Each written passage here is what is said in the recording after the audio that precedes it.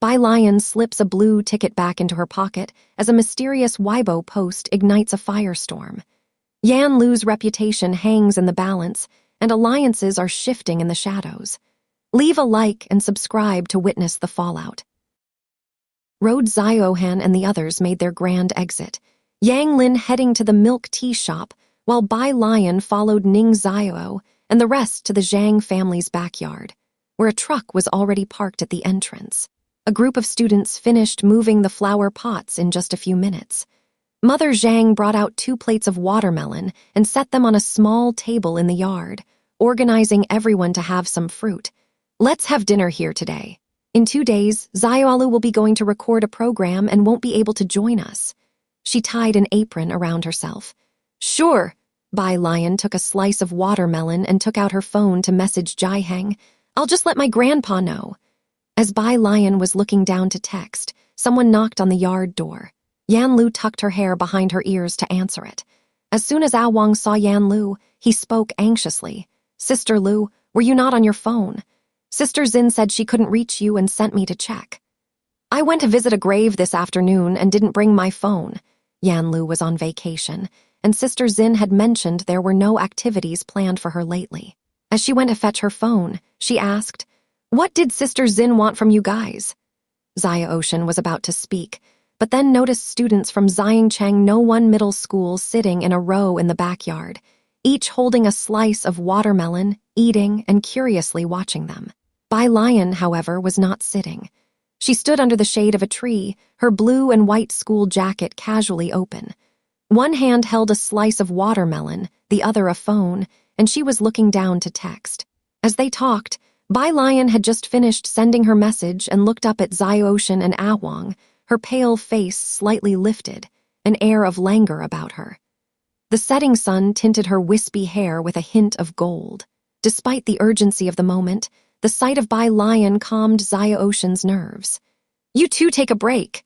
Bai Lion put her phone back in her pocket and then bit into her watermelon without looking up. Next to her, Mother Zhang handed watermelon slices to Ziocean and Ah Wang as well. Ah Wang, holding his slice, had no appetite whatsoever. Inside the house, as soon as Yan Lu picked up her phone, she saw numerous missed calls from Sister Xin, Time Entertainment's CEO, and others. She was about to return Sister Xin's call when the CEO of Time Entertainment called. Yan Lu, the CEO of Time Entertainment exchanged pleasantries. You must be aware of the situation online. It's quite significant this time, and the PR department wants you to make a Weibo post right away. Deny any connection with the arranger, so this incident seems unrelated to you, minimizing the issue. But Wang Xin disagrees. Please persuade her too. Deny any connection, Yan Lu replied politely. I can't do that. The CEO of Time Entertainment had expected Yan Lu to be more clear-headed than Wang Xin, but she was more resolute than Wang Xin, frowning. With a lyricist and composer on hand, there's no need to worry about an arranger. Don't be stubborn about this. I'll have a look first. Yan Lu didn't want to explain too much and gave a brief answer before hanging up to call Sister Xin. Sister Xin quickly explained the whole situation. There was only one chord progression that was marginally similar, completely unrelated to the main melody, and definitely not plagiarism. But netizens wouldn't be convinced by such a dry explanation. Don't know who started it, but they're blowing this out of proportion, Sister Xin said, her hand on her forehead. By the time I found out, it was already trending #1 online. It's tough to set boundaries on this kind of thing. The company wants to sever ties with the arranger, but I suggest you don't go along with it. This is happening because of you. Yan Lu knew her own rise to fame very well. Bai Lion was the biggest benefactor on her path, and Dean Jian was found by Bai Lion. I know. Let's get someone to take it off the trending topics first, and if there's any issue, direct them to me, Yan Lu said, managing her own Weibo. As soon as she opened the app, she was flooded with direct messages. The song had received good feedback the other day, and combined with today's expose, a whole crowd of rubberneckers had poured into her Weibo. Seeing Yan Lu come out, Ah Wang stepped forward. Sister Lu. Yan Lu raised her hand. Let's talk outside. She took Ah Wang and Ziocean outside, and as the 3 of them reached another yard, Ziocean asked anxiously, Sister Lu, are you going to clarify this? Those who want to accuse me will find an excuse. Yan Lu had experienced a mass backlash before and wasn't overly concerned. What she cared about was that Bai Lion and Jian Zhongyu might be implicated because of this. And the song, Rewriting the Past. Ah Huang's phone beeped, and he glanced down. It's Lu Yang's assistant. Sister Lu, they definitely want to talk about the Come Here Friend guest issue. What should we do now? Yan Lu would be recording Come Here Friend in 2 days, followed by going for acting lessons. Lu Yang was the friend arranged by the show's team for Yan Lu, a currently popular star, whose participation was quietly confirmed the day before yesterday. You answer it, Yan Lu said calmly. Xiao Wang, on the other end of the phone, Lu Yang's assistant was very polite. Lu Ji has caught a bit of a cold recently and might not be able to record Lu's show. Suppressing her irritation, Ah Huang smiled and said, Lu Ji, take care of yourself. Let's cooperate another time. After hanging up the phone, Xia Ocean couldn't help but say, Not feeling well, my foot. He'll be recording other shows in no time. What should we do now? Ah Huang asked. In the yard, Mom Zhang was calling out to Yan Lu. Xiaolu, tell the 2 assistants to stay for dinner as well. Sure, Yan Lu replied loudly, her face snowy white against the bluish, foggy smoke, her gaze sweeping over the 2. Don't let Auntie and the others find out about this. Ah Huang was somewhat puzzled. Was Auntie and the rest important at a time like this? Yan Lu led the 2 assistants inside to help Mom Zhang with cooking. In the yard, Bai Lion had just finished a piece of watermelon. She stood still, stretched out her hand, and casually threw the watermelon rind, which landed in the trash can at the entrance of the yard with a clang. She leisurely pulled out a piece of tissue and meticulously wiped her fingers. Sitting on the steps, Pu Ziohen took out her phone, walked over to Bai Lion, and tusked. This is probably it. Pu Ziohen handed her phone to Bai Lion. The people from Class 15 weren't fools. Xiaoshen's behavior was a clear indication that there was a problem. Coincidentally, this matter was also a public incident. Bai Lion didn't care for the internet, so Pu Ziohen casually checked her phone. Bai Lion crumpled the tissue into a ball and took Pu Ziohen's phone to read a Weibo post. At Time Entertainment, all these resources just to promote Yan Lu. Is Yan Lu your godfather? It's hilarious. Outside of those 2 songs, what else does Yan Lu have to show for herself? Now, with the new song's arrangement causing controversy, is this the superstar you neglect other artists for? Hilarious. And the comments below, let's predict Yan Lu Studios' PR response. Yan Lu only has a working relationship with Jian. Please don't escalate the actions of Jian to the artist herself.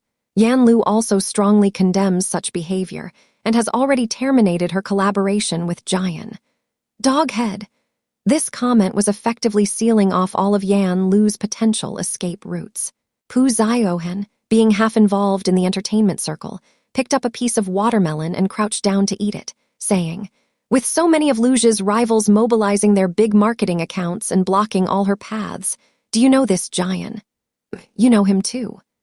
Bai Lion glanced over and then took out her phone from her pocket, took a picture of Pu Ziohen's phone screen.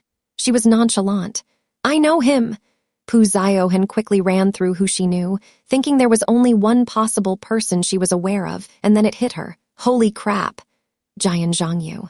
After taking the photo, Bai Lion casually opened WeChat and sent it to Jian Zhongyu. Bai Lion, picture Bai Lion. 1 minute later, Jian Zhongyu, Jian Zhongyu, Jian Zhongyu, angry. Jian Zhongyu doesn't quite understand.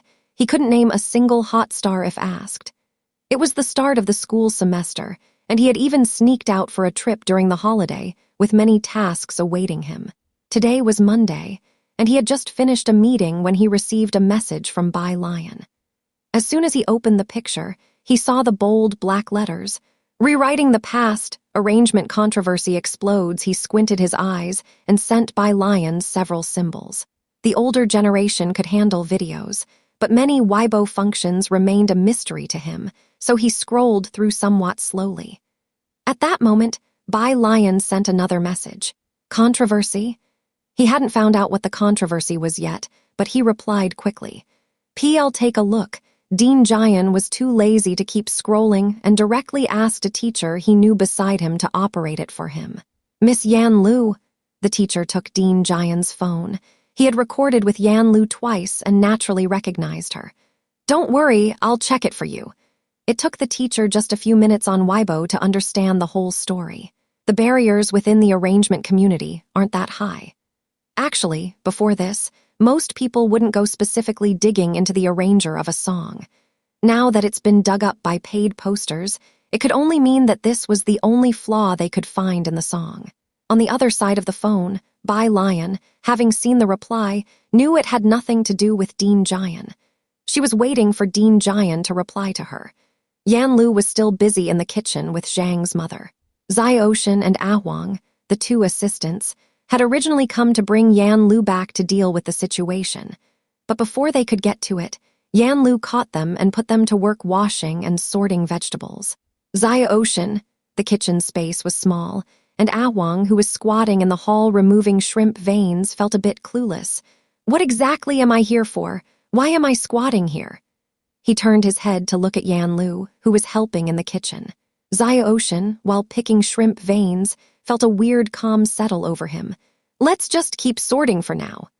Outside, after Bai Lion and the others had finished eating watermelon and went to throw out the trash, Bai Lion and Ning Zio entered the house. "Why haven't you started doing the problem sets yet?" Ning Zio brought in a flower pot, his voice calm. Bai Lion grabbed a pair of scissors, the ones on the app. At the beginning of the month, the app had released new problems, and Ning Zio had already started solving them. Bai Lion hadn't started, and many people were stumped by a particularly current problem on the app. "Yes, I was just looking at the Langland Sigil 0. Bai Lion stood by the window, started trimming the branches. "I'll look at it in a couple of days. Right now, I have to sort out some materials for He Wen." He Wen was like a senior brother who had his younger sister do all the grunt work. As soon as new literature was published that he hadn't had time to read, he passed it on to Bai Lion, asking her to read it and summarize the core points and overviews for him. Bai Lion hadn't even started college yet, but she was already getting a taste of postgraduate treatment. But the literature He Wen sent was all in fields she was interested in. Ning Zio, who already knew who He Wen was. As the two talked, Zio Ocean and Ah Huang squatting nearby were completely lost. What app He Wen? And what was that about Langlands and Sigil again? All this was beyond them. The two were utterly confused. Eventually, they got back to talking about Grandma and Uncle Wang, how the boy's grandma was sick, and the uncle was taking care of her at home. That was what normal students talked about. Today the house was crowded, but with the help of Yan Lu and the two assistants, Zhang's mother quickly prepared the meal. She moved 2 tables together, and a bunch of people gathered around to eat. "Alien, when is Kai Lu coming back?" At the dinner table, Zhang's mother recalled that the last time they had a meal, Zhang's father was there, and so was lawyer Kai Lu. When Zhang's mother mentioned Kai Lu, Yan Lu also looked at Bai Lion. Kai Lu was the life-saving benefactor of Zhang Shai's.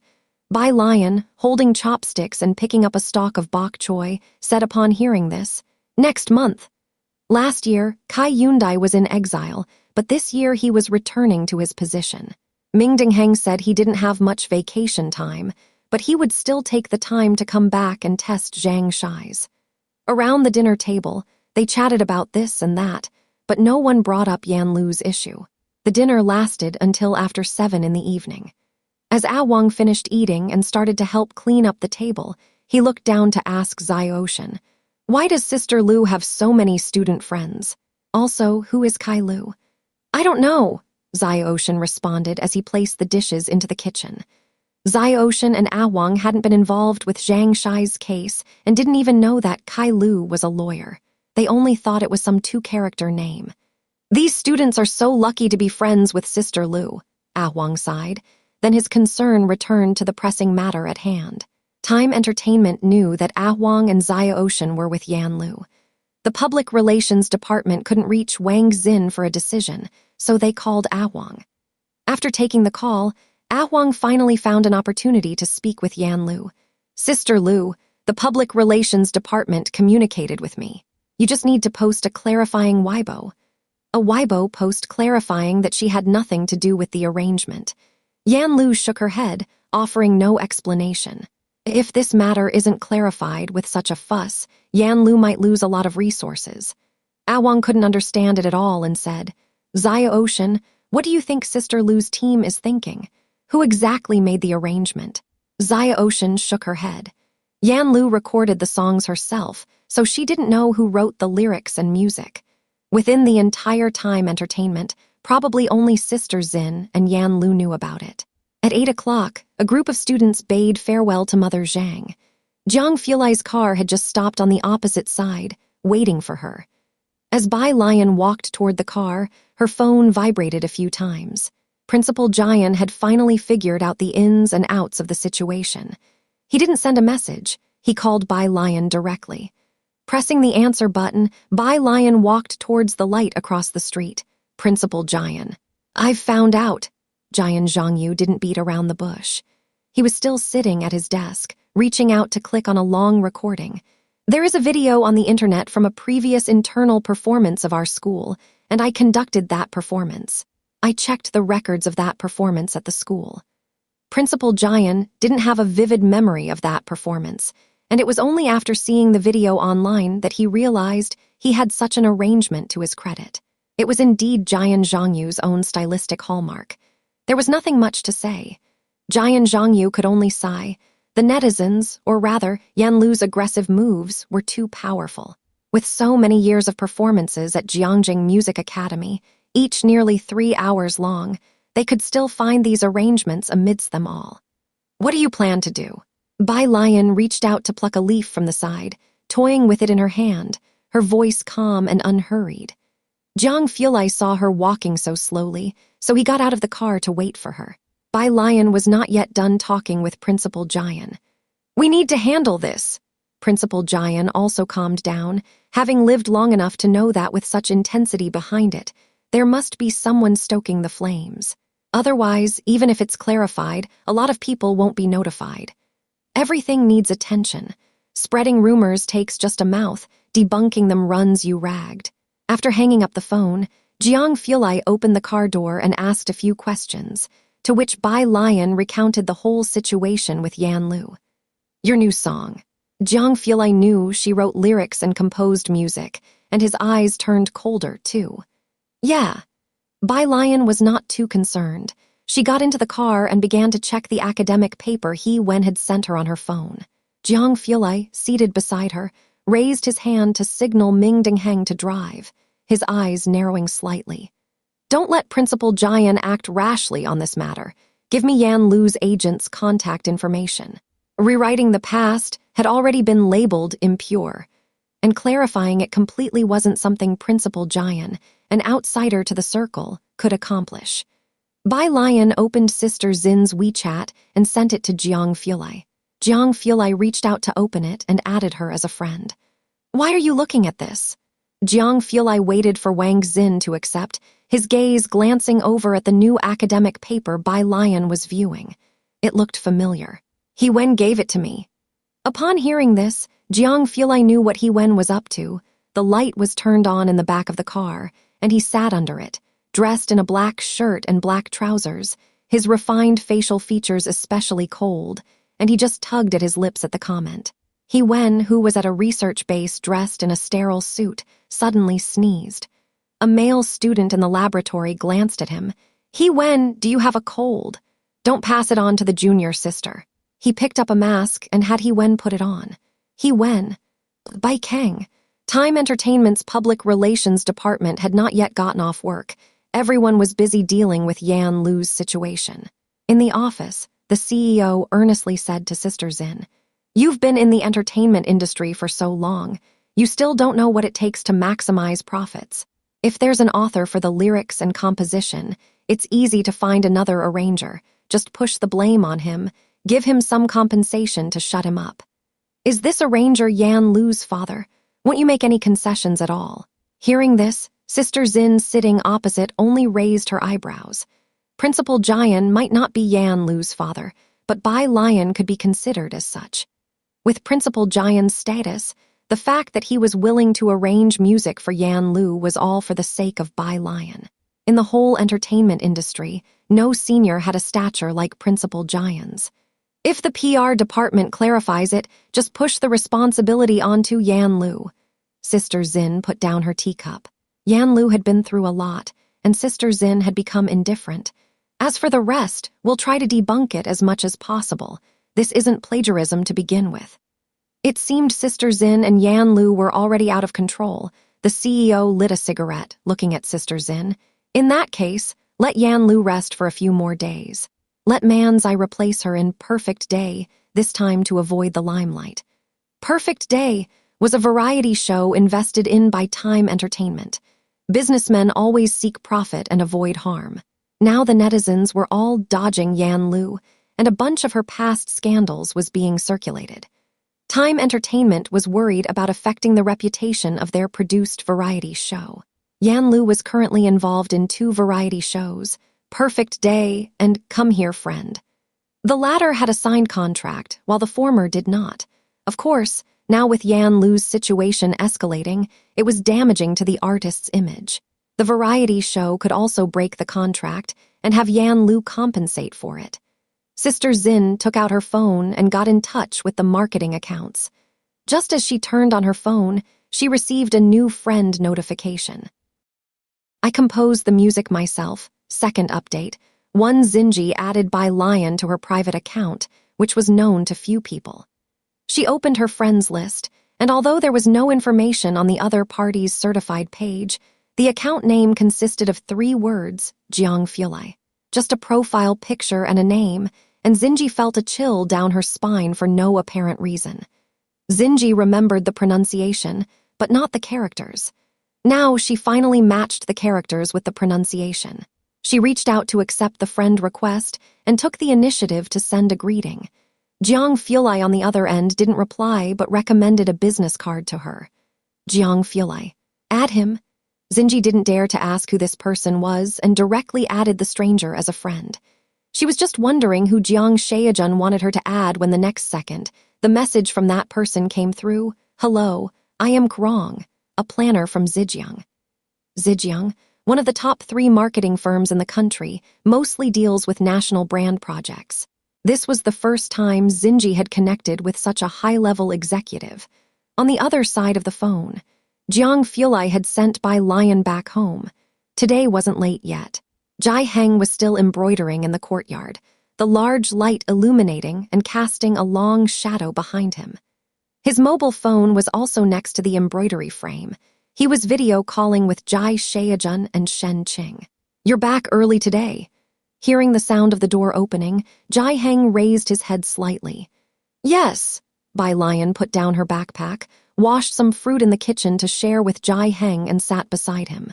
She greeted Shen Qing and Jai Shaejun while speaking to Jai Heng. Grandpa, do you know about the Landau Zener crossover? What crossover? Jai Heng's wrinkled hand paused, his mind still lingering on the wave-particle duality of light. Had Bai Lion mentioned she wanted to switch subjects beforehand? He calmly made another stitch, deftly directing the conversation. There's something I need to tell you. Go ahead. Bai Lion bit into a pear, speaking unhurriedly. Your uncle is now in Jiangjing. Jai Heng knew Bai Lion was an excellent student, probably the smartest among the Jai family. Have you thought about what you want to do in the future? Bai Lion. Quantum mechanics. Her answer was crisp and decisive. Jai Heng, are you going to study this wave-particle duality? What's that? On the other end of the phone, Shen Qing was full of confusion, and Jai Shaejun also leaned in. Bai Lion looked encouragingly at Jai Heng, who set down his needle expressionlessly. All of this is related to quantum mechanics. In short, a photon is a superposition of waves and particles. To put it in plain terms, do you know about online games? You know there is a rock ahead, but it won't spawn until you get close. The moment you walk over, it immediately spawns. Shen Qing didn't understand, but she felt something odd and involuntarily rubbed her arms. I see, Jai Shaejun nodded his head, his mind recently bombarded by a plethora of data. So, Alien is going to study physics. That's the plan for now. Bai Lion finished the pear. Uncle, is there something you need? Shen Qing chimed in from the side. He wants to find you to help him with the data analysis. Jai Sheajun. Jai Heng picked up the needle again. Let's wait until after Alien's college entrance exams. Nearby, Bai Lion didn't bring up the crossover again, and Jai Heng finally relaxed. Meanwhile, with Jiang Fulai, in the study, his phone was lit up with a hands-free call activated. On the other end, Jiang Ziju's voice sounded puzzled. Marketing? Yes.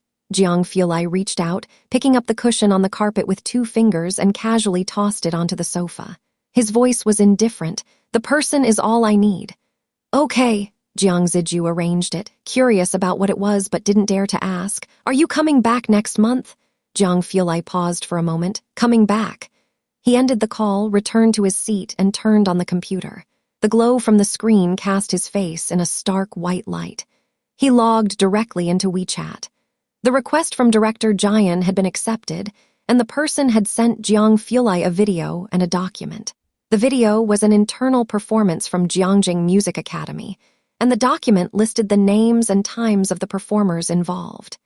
He edited a segment from the video and took a screenshot of the list with Director Jian's name and the school's seal. Jiang Fulai, do you mind if it's revealed that you are Jian? Jiang Fulai knew that Director Jian had used the pseudonym Jian to collaborate quietly with Bai Lion on music, purely for the music's sake, but had not expected that after the song became popular, such a situation would arise.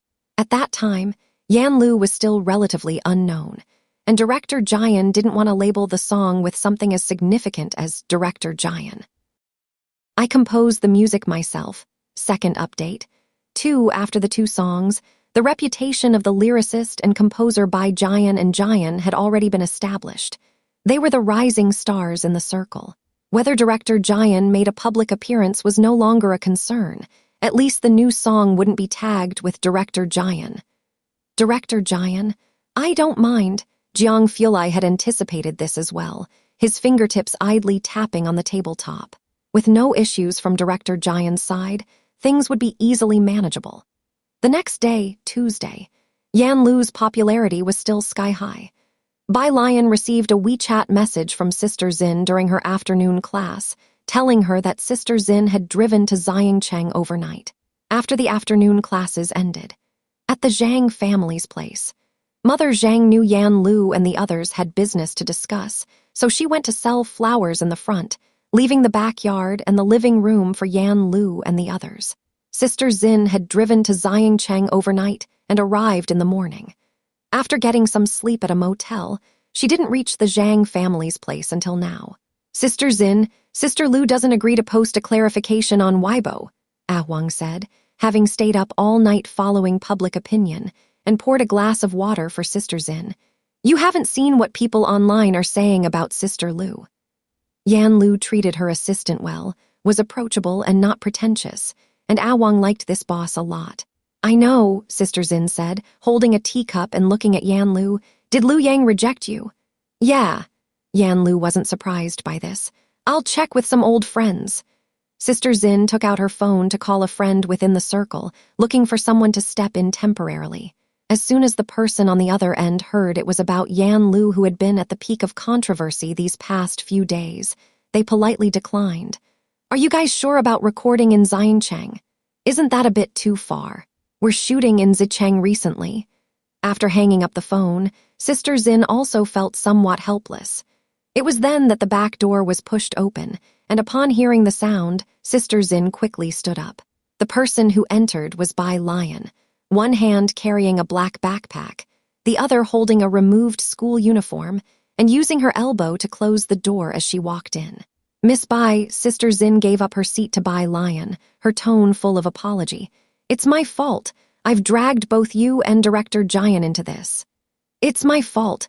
Yan Lu also felt very sorry. She hadn't expected the incident to disturb Bai Lion, who only loved studying. There are too many marketing accounts smearing me, and I've given them plenty of material in the past. It's okay.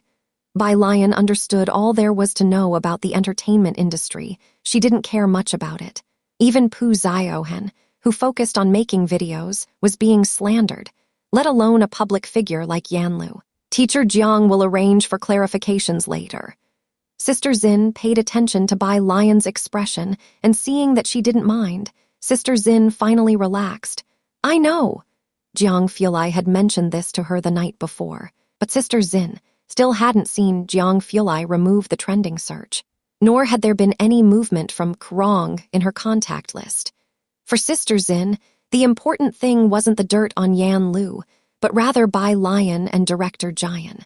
Since neither of them would hold a grudge against Yan Lu because of this, she could rest assured. Across from her, A Wang watched Sister Zin and Yan Lu treating Bai Lion, the high school student, with such respect that he was inwardly surprised. As Sister Zin was speaking, her phone lit up. She glanced at it and her face lit up with excitement.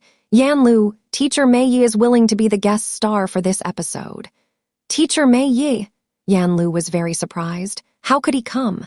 Bai Lion also looked up when she heard the name. She had been to the set of Great Yang. The teacher Mei Yi in question was the actor who played Bai Zhangyu. Maybe he sees potential in you. Sister Zin, handling her phone, was clearly very excited. I'll talk to his agent about the variety show first. Bai Lion looked away and lazily at her phone as Jiang Fulai sent her a WeChat message. Do you want to register on Weibo? Bai Lion. Jiang Fulai, screenshot. After opening it, Bai Lion saw a topic about Bai Jian. She didn't have a Weibo account, but after 3 songs, the fan count for the Weibo topic had already surpassed 100,000. She was rarely lost in thought, and as she downloaded Weibo, she suddenly remembered that she was leaving more and more of herself in this era. As Bai Lion was registering on Weibo, Jingjing was pondering. When Jiang Fulai received Bai Lion's Weibo account, it was a simple 1-letter name, Jian. Just like Jiang he felt a little guilty every time he saw this character. After following Bai Lion, his phone rang. It was from Krong. Young Master Jiang. Krong's voice was very respectful on the other end of the phone. When Zhejiang was close to running out of business, it was the Jiang family that invested in it. The marketing accounts and the popularity have all been arranged. Their team had planned out the strategy overnight. I composed the music myself. Second update. 3. Ensure Yan Lu won't be stained by this incident, and use the opportunity to push the song to another level of popularity. Although Krong didn't quite understand why such a minor incident in the entertainment industry would warrant the attention of Jiang Fulai, who was said to have been hands-off for quite some time. Jiang Fulai walked to the isolation room, his voice faint. Okay, I'll have Dean Jian post on Weibo. Jian Zhangyu did have a Weibo account. When Jian Zhangyu received the message from Jiang Fulai, he was still at school. He stopped in the middle of the path, logged into his Weibo account, which he had just registered the previous night at Jiang Fulai's request, with only a few bot followers. But it was already verified. A big V verified so quickly. A teacher beside him looked at Jian Zhangyu's V-verified account and didn't understand. Jian Zhangyu hadn't even posted a single Weibo. I don't know. Jian Zhangyu opened Weibo and posted as per Jiang Fulai's request. By Kang, Time Entertainment, Man Zai and Enchi's teams met up. Man Zai, Enchi's agent smiled. Perfect day will still be yours, right? Man Zai pressed her lips together, nodding with a cool smile. I guessed as much. Enchi's agent then turned her head with a smile. I thought they would clarify that Yan Lu had nothing to do with the arrangement. I didn't expect Wang Xin to be so stubborn, actually refusing to agree. With the situation turned out like this, we haven't heard of any PR firms stepping up for her.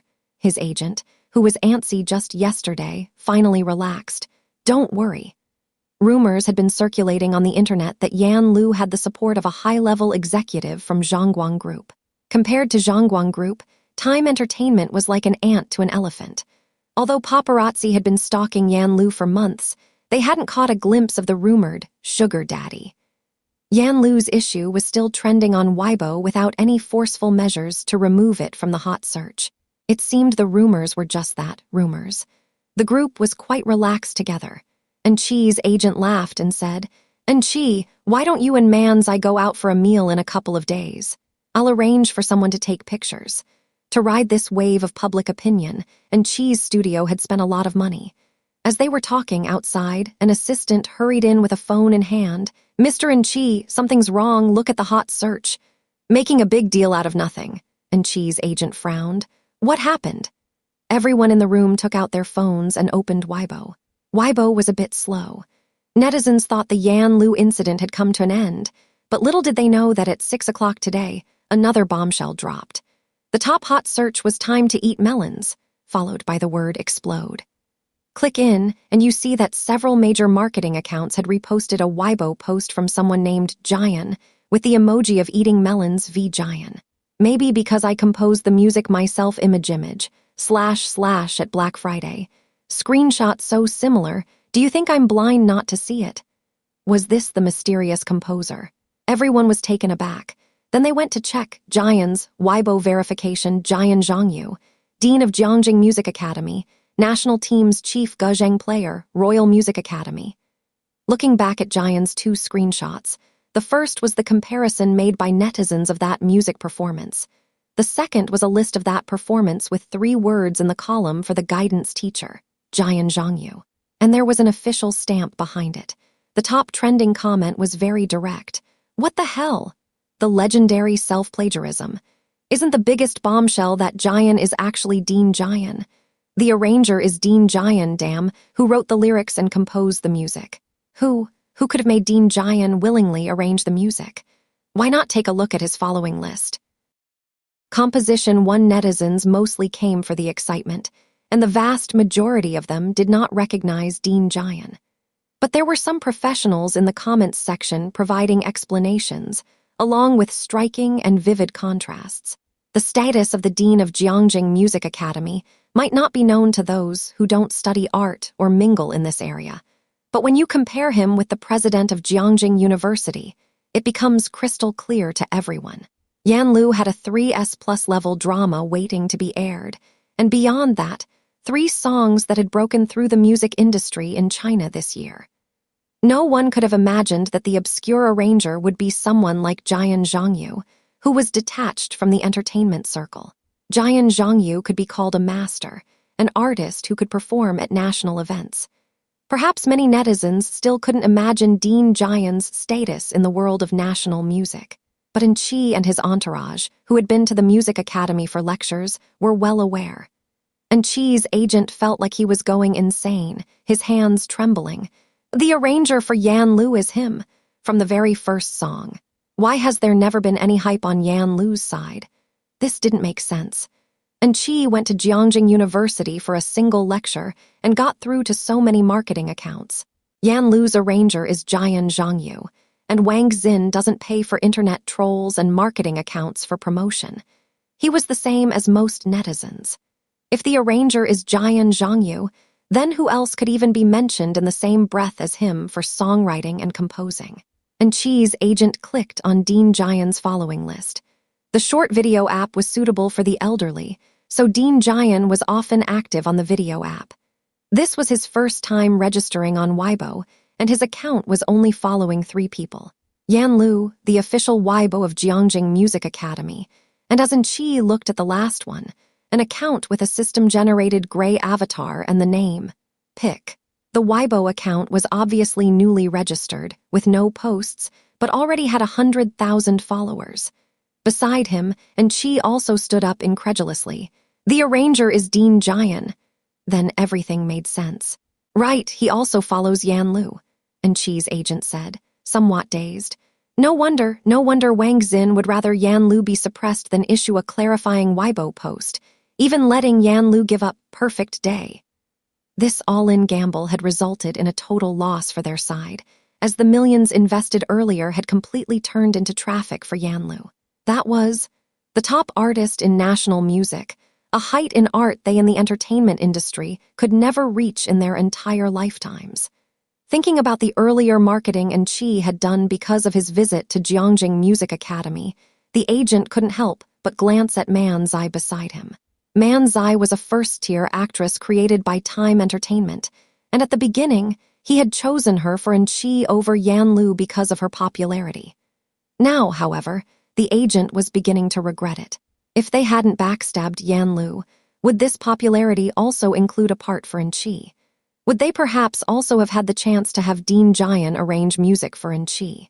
Once some thoughts appeared, they couldn't be contained, and even Manzai standing to the side could sense this. Zion Chang. After Sister, Zin finished a phone call with teacher Mei Yi and confirmed the filming location and celebrity guests with the directors of Come Here Friend. With teacher Mei Yi coming, you won't have much pressure, Sister Zin said, coming back from the yard with her phone in her hand. Will you be filming here? The show crew might give you a script. A script?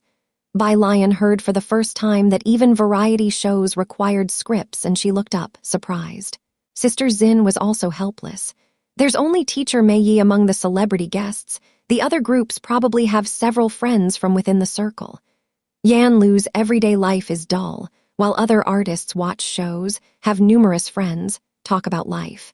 She spends every day reading books and studying acting with her teacher.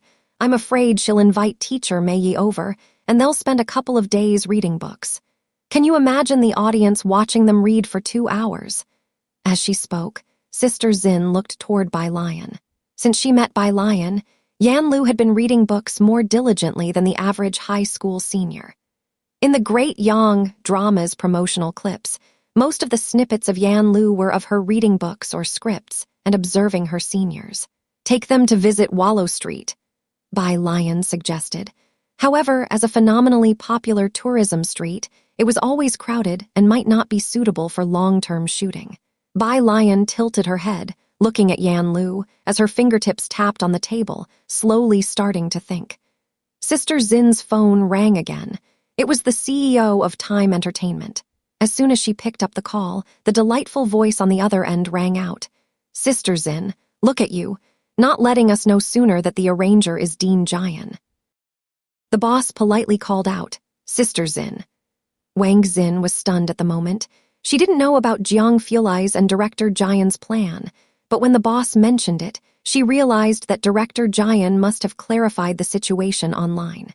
She responded with a few words, and then the boss suggested introducing a few more good friends from the industry to Yan Lu to help her with the recording of the show, which Wang Xin rejected. All right then, I'll talk to the friends from the show and get Yan Lu on for a couple more episodes. The boss didn't mind. By the way, who is the composer and lyricist for the arranger Director Jian? He was fishing for information.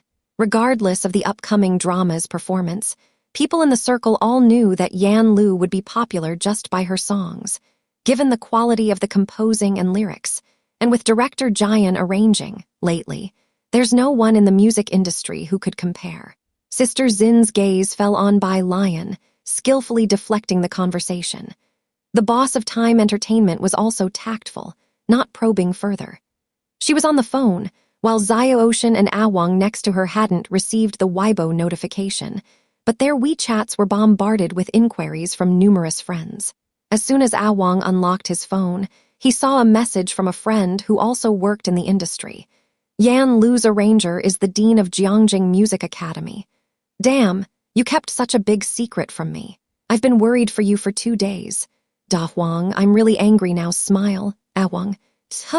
At night, 10 o'clock, Bacter Street Bar. Bai Lion sat on a high stool, leisurely writing down her homework. The first batch of old doctors will soon get their licenses. Mao Kun was tapping on the bar, signaling the bartender for a cocktail. Zioki hasn't returned yet. The pharmacies in first-tier cities have all rejected the solid element paste. The solid foundation paste had low profits, and the market was intentionally suppressing it, but it sold well in Xiangcheng among locals and tourists. The rest relied on Mao Kun's ability to move merchandise at the underground fighting ring. Only the medicine usage there was too vigorous to break into the mainstream market. But he said he's going to do something with sinking. Mao Kun didn't understand these things. The Luo family is the domestic medicine emperor, financed by our country to suppress other Chinese medicine markets. Zun Chun explained as she came over with a tray. So Mr. Zioki decided to first penetrate the lower-tier market, only going into rural and 18th-tier city pharmacies. He's already found dozens of distributors. The people of Xiangcheng all knew about the large-scale purchases of Chinese herbs, and many of them had not gone out to work this year, staying to grow medicinal herbs in Xiangcheng. Once the market opened up, everything else would be easier to handle. Bai Lion was listening on the side, not quite understanding, but after Zun Chun's explanation, she got it. This was a long-term battle. There wasn't much Bai Lion and Mao Kun could do to help. Bai Lion only asked them to teach her the set of acupuncture techniques for myopia once they got their traditional Chinese medicine licenses. I have a fight scheduled for Saturday, Mao Kun mentioned to Bai Lion after their conversation. Sis, are you coming to watch? Mao Kun didn't fight very often now, but the fighting ring had invited him because he was so popular. A fight! Bai Lion wrote down another line under the light, remembering what Sister Xin had said. Is it hard to get tickets for the fight? That's for outsiders. I'm practically one of the family at the ring. Mao Kun took a sip of his cocktail. He had never been to high school, but he was curious. Are high school assignments really that numerous these days? Every time Bai Lion was at her busiest, she had to write homework, always homework. Having finished her work, Bai Lion did not check her answers, but leisurely turned the page. Can you bring people in to film? She explained that Yan Lu needed to record a TV program. Wallow Street was too crowded, and Yan Lu couldn't visit often, but Baxter Street was full of international folks, and no one would recognize a domestic, minor celebrity. There were also many interesting things. Sister Xin thought Yan Lu was too dull and worried the show wouldn't have a good effect. Mao Kun didn't know. He muttered into his phone for a while, then said to Bai Lion, but they can only have 5 tickets. However, the footage needs to be screened by the fighting ring after post-production, since many things in Baxter Street shouldn't be revealed to the public. I'll have Xiao follow them, so they won't cause any trouble. Xiao was now a well-known small-time player in Baxter Street. 5 tickets meant that most of the variety show crew couldn't come. Got it! Bai Lion nodded in agreement. Behind them, Zun Chun returned to the bar, picked up a lemon, and thought to herself, bringing people here to shoot a variety show, aren't they going to be scared to death? Are you about to leave? Bai Lion suddenly remembered this and turned her head to look at Zun Chun. Zun Chun fetched a bottle of alcohol from behind and showed great respect to Bai Lion. Mr. Zioki asked me to go to Jiangjing to mix drinks and learn a few things. The bar had a branch in Jiangjing. Bai Lion watched Zun Chun smear lemon around the rim of the glass, smoothly flipping it in the air. The bar's lights shone on Zun Chun's seductive face as she moved with grace and ease. Would drinks made like this taste better? She picked up the drink Zun Chun had mixed for her. It was very mild, quite different from the alcohol she was used to. Beside her, the male bartender handed over his own mixed drink to Mao Kun with a look of grievance. Mr. Mao, why does Miss Bai only drink what Zun Chun mixes? Is mine not tasty? Mao Kun glanced at Zun Chun and then at Bai Lion. No, it's also possible that yours just doesn't look as good. Thursday, Su Nanjing drove Bai Lion back to Purist Street. In most cases, Su Nanjing had replaced Mingding Heng as Bai Lion's chauffeur. We're going to Baxter Street to watch the fights this Saturday. Su Nanjing stopped the car at the intersection and looked back at Bai Lion. Bai Lion, little sister, do you want to go? It's a rare opportunity. I only got it through Kale. In the passenger seat, absorbed in Weibo, Zio Bingwen lifted his head and hesitated. It's too bloody, better not. It was a mess there, too. Su Nanjing realized and looked in the rearview mirror at Bai Lion, who was reading her book obediently. That's right, Bai Lion, little sister, you should focus on your studies. Bai Lion lazily responded with a hum. The car's speakers were playing a loop of 3 songs by Yan Lu, connected via Bluetooth by Zio Bingwen. As Su Nanjing started the car, he asked, Do you like Yan Lu that much? Zio Bingwen returned to WeChat to message Leng Xiu. Zio Bingwen, I can't believe your teacher is involved. Leng Xiu. She has the talent. It's rare for someone to have arrangements done by the teacher. I wonder who the composer is. You don't get it. Zio Bingwen held his phone. If you knew who did the arrangement, it would shock you. Su Nanjing wasn't interested in the entertainment circle. He was preoccupied with dealing with Kale's matter recently, or thinking about how to formally introduce Bai Lion to the Su family, or how to introduce the Empress Mother to Bai Lion. Messages hit the wall. Who is it? Su Nanjing replied nonchalantly. Dean Jian, Zio Bingwen whispered with a mysterious tone, Xiu's teacher. Ah! Although Su Nanjing had heard of these two, he had never met them and was quite surprised. He's arranging for a star. Yes, Zio Bingwen sighed. Everyone's guessing who the mysterious composer is. They're definitely not any less talented than Dean Jian. This has been a frenzy in both the music industry and entertainment world. Zio Bingwen was close to Leng Xiu and naturally understood music too. The fact that Yan Lu's 3 songs were such a hit already illustrated the composer's abilities. After Dean Jian appeared, even Leng Xiu and his circle were guessing who the lyricist and composer were, not to mention others. Su Nanjing also found it unexpected, then remembered something and explained to Bai Lion in the backseat. Dean Jian, that's the teacher who's really good at Guzheng. Bai Lion, little sister, when you go to Jiangjing, I have a surprise for you. He recalled something Gao Yan had told him. In the back seat, Bai Lion lazily turned a page. The car arrived at Purist Street. Bai Lion said goodbye to Su Nanjing. Bai Lion reached out to take them. Inside the car, seeing Bai Lion interacting with a ruffian with yellow hair, Su Nanjing couldn't help but sit up straight, his gaze following as the yellow-haired man gave Bai Lion something.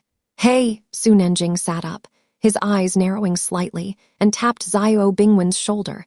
Doesn't the thing in her hand look familiar? Zio Bingwen was messaging Leng Xiu while casually browsing Weibo. Leng Xiu.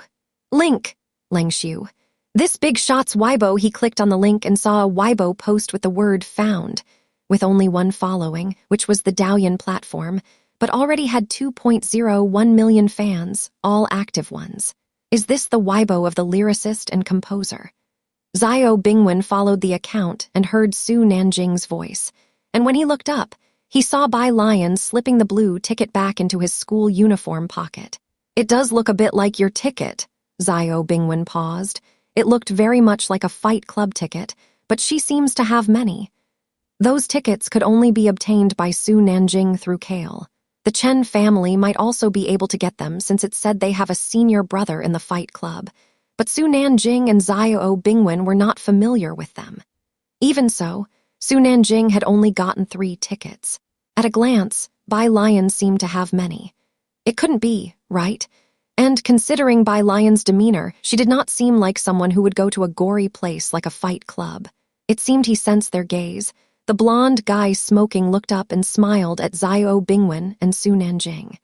He wore a black t-shirt with a skull pattern and a silver necklace around his neck, exuding a vibrant vibe.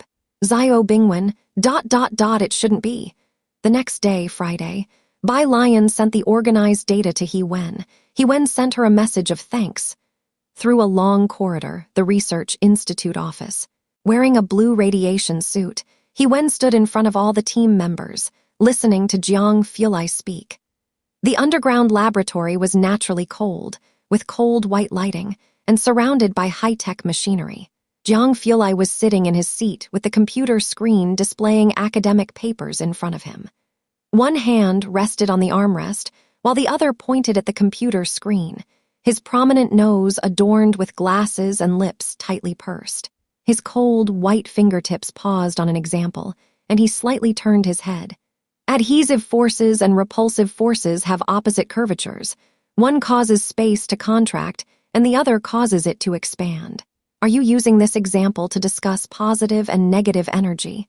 What should I say to you? Should I encourage you to bravely challenge Dirac? He chuckled disdainfully, and others in the know understood that it was directed at He Wen, who lowered his head even further. He Wen, after Jiang Fulai finished looking over everything, he stood up with his phone. Is this the review you organized? He glanced again at the printed documents in He Wen's hands. He Wen, yes, new literature. Jiang Fulai gave him a cold look. You don't need to write acknowledgments. He Wen. Once Jiang Fulai left, other team members approached, imitating Jiang Fulai's words and then patting He Wen on the shoulder. Brave enough to challenge Dirac, that's you, Wen. You're our lab's next Dirac. Today, only He Wen was rebuked, while the rest reveled in his misfortune. He Wen, holding several papers and smiling, said, Say that one more time, and next time Jiang Shao invites us to eat, you all can order for yourselves. The others. He Wen turned back to his station, picked up his phone, and vented to Bai Lion. Got scolded today, running with tears, running with tears, running with tears. Xiancheng No 1 Middle School. When Bai Lion saw He Wen's message, she had already finished school. She glanced down at his reply. He Wen often got scolded, and she was used to it by now. In class 15, a bunch of people gathered, with Pu Ziohan speaking loudly. "We don't have to go to Aunt Zhang's place for the next few days. Yan Lu is going to record a show there." Bai Lion slowly followed behind the group. She was looking through the questions on the Jiangjing app. Upon opening the app, she saw cries of anguish all over the public screen, but Bai Lion wasn't paying attention and just kept brushing through the questions, most of which were fill-in-the-blank. Wang Qi, Pu Ziohan, and the others had been in the midst of a heated discussion. That was until they saw the person standing at the doorway of the bubble tea shop, and their voices subconsciously quieted down quite a bit. When Bai Lion looked up, she saw Jiang Fulai standing in the corner outside the bubble tea shop. School had been out for a while, but there were still plenty of people at the bubble tea shop. Jiang Fulai stood in the corner about 2 to 3 meters away from the doorway, where the warm light of the setting sun slanted down through the roof. He was clad in a black jacket, the zipper left undone to reveal the snow-white t-shirt underneath, with his fringe longer than his eyebrows, casually swiping his phone's screen, looking both disengaged and aloof. As Ning Zio and Tang Ming passed by, they respectfully greeted Jiang Fulai. Jiang Fulai looked up indifferently. "I'm going to see Yan Lu." Bai Lion didn't go into the bubble tea shop. Instead, she shielded her eyes from the still somewhat glaring sunset with her phone and slightly raised her head. Second update, 2 Zhang Mama's house is just ahead. Jiang Fulai walked a bit further ahead, blocking the sunlight. "Let's go then." He accompanied Bai Lion there. "Did you curse at He Wen today?" Bai Lion asked with her mobile phone in hand, a bit curious. Jiang Fulai's eyes were cold, and he answered casually, "If describing facts is considered cursing." From his tone, Bai Lion knew He Wen would be criticized again next week, so she changed the subject. "Are you going fishing with my grandpa tomorrow?" Jiang Fulai had spent the whole week in the lab. There were 2 days off for the weekend. Hearing about going fishing with Jai Heng, Bai Lion still wasn't clear how the two had gotten in touch. Zhang family. Mei Yi and his agent had already arrived. The agent was a middle-aged man, slightly overweight. He looked around the Zhang family's backyard and whispered to Mei Yi, "You've got a good eye." Mei Yi came to Xiancheng to record a show with Yan Lu. His agent had disagreed at first.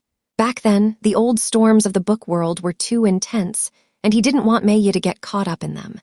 Who would have thought that under those circumstances, Yan Lu would not only make a comeback, but also turn it into her own popularity? These past few days, she had been the center of attention on various social media platforms. The netizens even jokingly referred to it as the feel-good hit of the year. Mei Yi, who was 30, was dressed in a sporty outfit, looking handsome and poised. Upon hearing that, he simply smiled and did not speak. However, this show's main goal is to create opportunities with Yan Lu. Mei Yi's agent was also aware of Yan Lu's personality. Wang Xin said she's dull, and the show's effect would probably be quite ordinary. Besides that one street, there's nothing particularly interesting in Xiancheng. Just take it as a vacation. Mei Yi and Yan Lu weren't familiar with each other to begin with, and describing it as ordinary was already putting it mildly. Cameras were being installed in the hall and Yan Lu's room. They were starting to record the show tomorrow. The director of Come Here Friend was talking to Sister Xin. "Don't worry, we'll try to edit it to make it more interesting. But apart from Mei Yi, doesn't Yan Lu have any other friends inside or outside the industry who can appear on camera?" Next to them, Ahwang and Zaya Ocean were helping clean the living room, and upon hearing this, thought of that group of students from Xiancheng No One High School. They did have friends, just not famous ones. "I'll ask, but they probably don't want to be on camera," Wang Xin said with a smile, somewhat wistfully. "She also has a few friends outside the industry." If Bai Lion were willing to appear on camera, the viewership would definitely be extraordinary, and then there was Jiang Fulai. Without mentioning anything else, just them showing their faces would basically outshine the current trending celebrities in terms of looks. But to ask them to appear on camera, who could have that much clout? "All right then," the director said, somewhat regretfully. He looked down at the program recording plan he had given to Yan Lu's shopping, moving flowers, selling flowers, studying. There wasn't anything fresh and eye-catching to show. He really wanted Yan Lu to invite Dean Jian over. That would guarantee explosive ratings, but both Yan Lu and Wang Xin avoided the topic of Dean Jian. Of course, the director was disappointed. Zhang Mama had returned to her hometown the past 2 days, leaving the place to Yan Lu, who came out with a flower pot, speaking to Mei Yi. "We'll go shopping first tomorrow morning, then buy groceries in the afternoon to cook." Mei Yi's agent listened to Yan Lu's lackluster plan without surprise. "Why don't you invite a couple more friends over?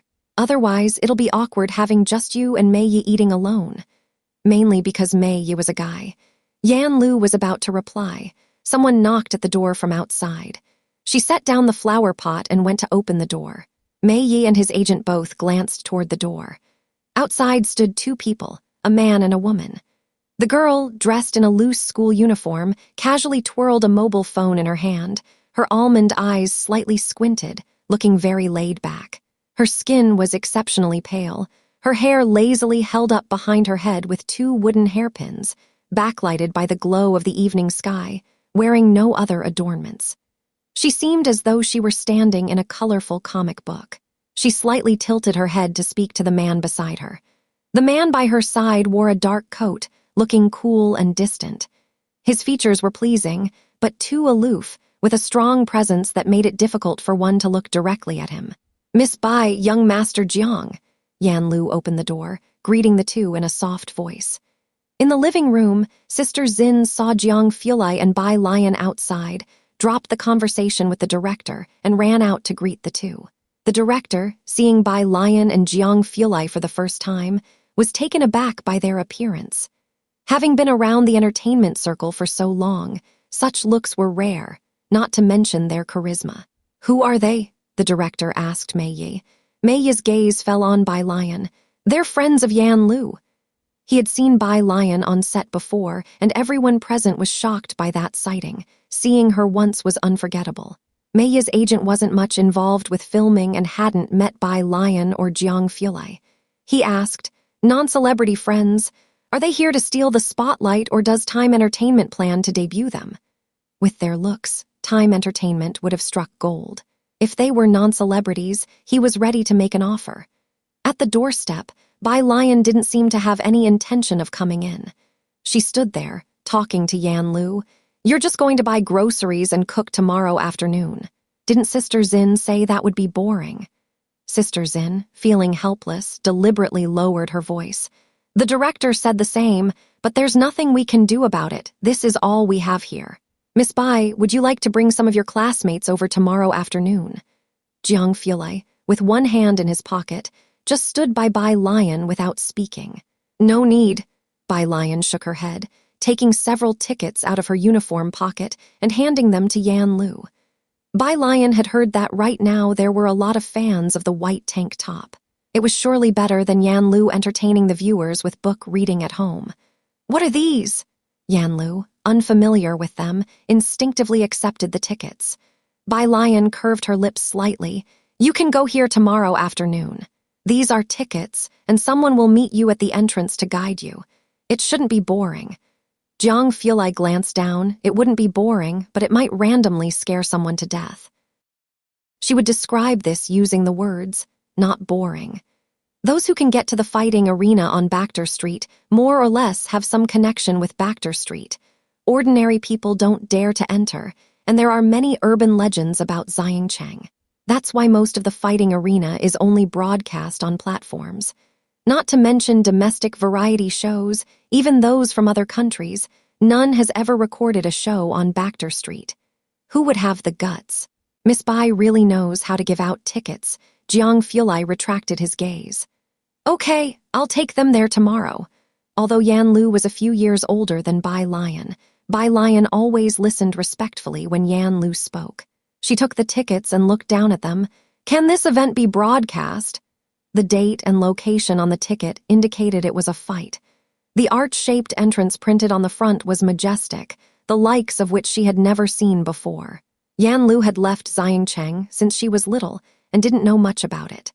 Only today did she find out that there was such a large-scale fighting arena here. Taking teacher Mei to watch a fight was better than staying at home and having an awkward chat. It can be broadcast, but only 5 people are allowed in. Bai Lion put her hand back in her pocket, her eyebrows raised lightly. You decide which 5 people will go. Give me the list tonight, and I'll lead the way tomorrow. Yan Lu just nodded. It sounded very strict. Are you going to the east side of the city tomorrow? Jiang Fulai asked leisurely after the two had finished speaking. It was already a hotspot for new internet celebrities, and the production team wanted to catch some popularity. Yan Lu was very direct. I'm also promoting my hometown in passing. Okay, Jiang Fulai tapped on his phone, seemingly unconcerned. Someone will contact you later to arrange your filming for tomorrow. Yan Lu replied with a single word. All right. Cameras were being installed in the yard, and Bai Lion did not enter with Jiang Fulai. After she gave the tickets to Yan Lu, she left with Jiang Fulai. When the director saw the two who were both so outstanding leave, and that imposing man was left with only his back in sight, he jogged over. Yan Lu, were those two also your friends? Did you invite them to your place as guests? Those two could also create a trending search on social media. The entertainment industry hasn't seen such divine beauty yet. Sister Xin looked at the director as if to say, you dare to think big. Even the head of the Jian Institute was more reliable than those two. No, Yan Lu also rejected the suggestion, and then, holding the tickets, she showed respect to teacher Mei Yi. After visiting Wallow Street and Peace Street tomorrow, I plan to take teacher Mei Yi to watch a fight. Is that okay with teacher Mei? Mei Yi's smile was warm as he shifted his gaze away from Bai Lion. I'm fine with anything. You set the schedule at your convenience. Mei Yi's manager showed no interest in the fight, merely glancing at the ticket, Baxter Street. Where is that? Never heard of it. Almost everyone present hadn't heard of this place before. The director took out his phone and searched the map. It was off the beaten path, but it indeed existed. Only 5 people can enter.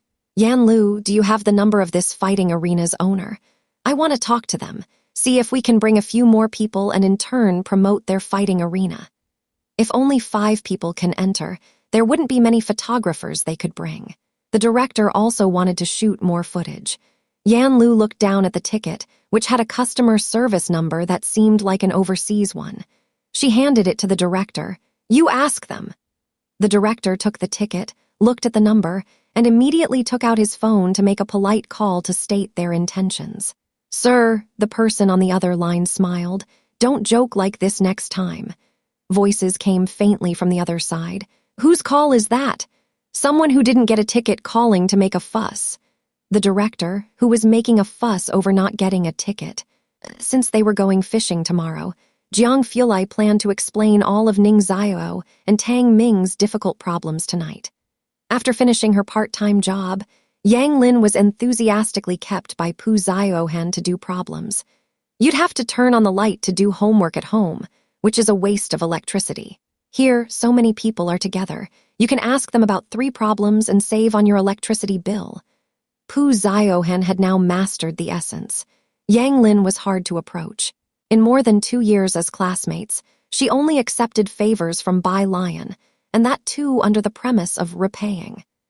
Even after learning about Yang Jianping's situation, Pu Ziohan continued to treat Yang Lin with her previous attitude.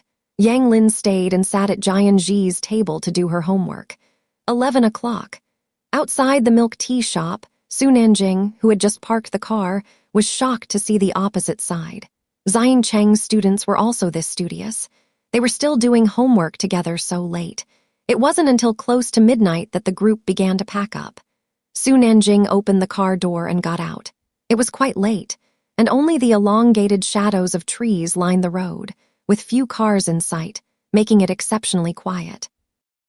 Jiang, you send them home.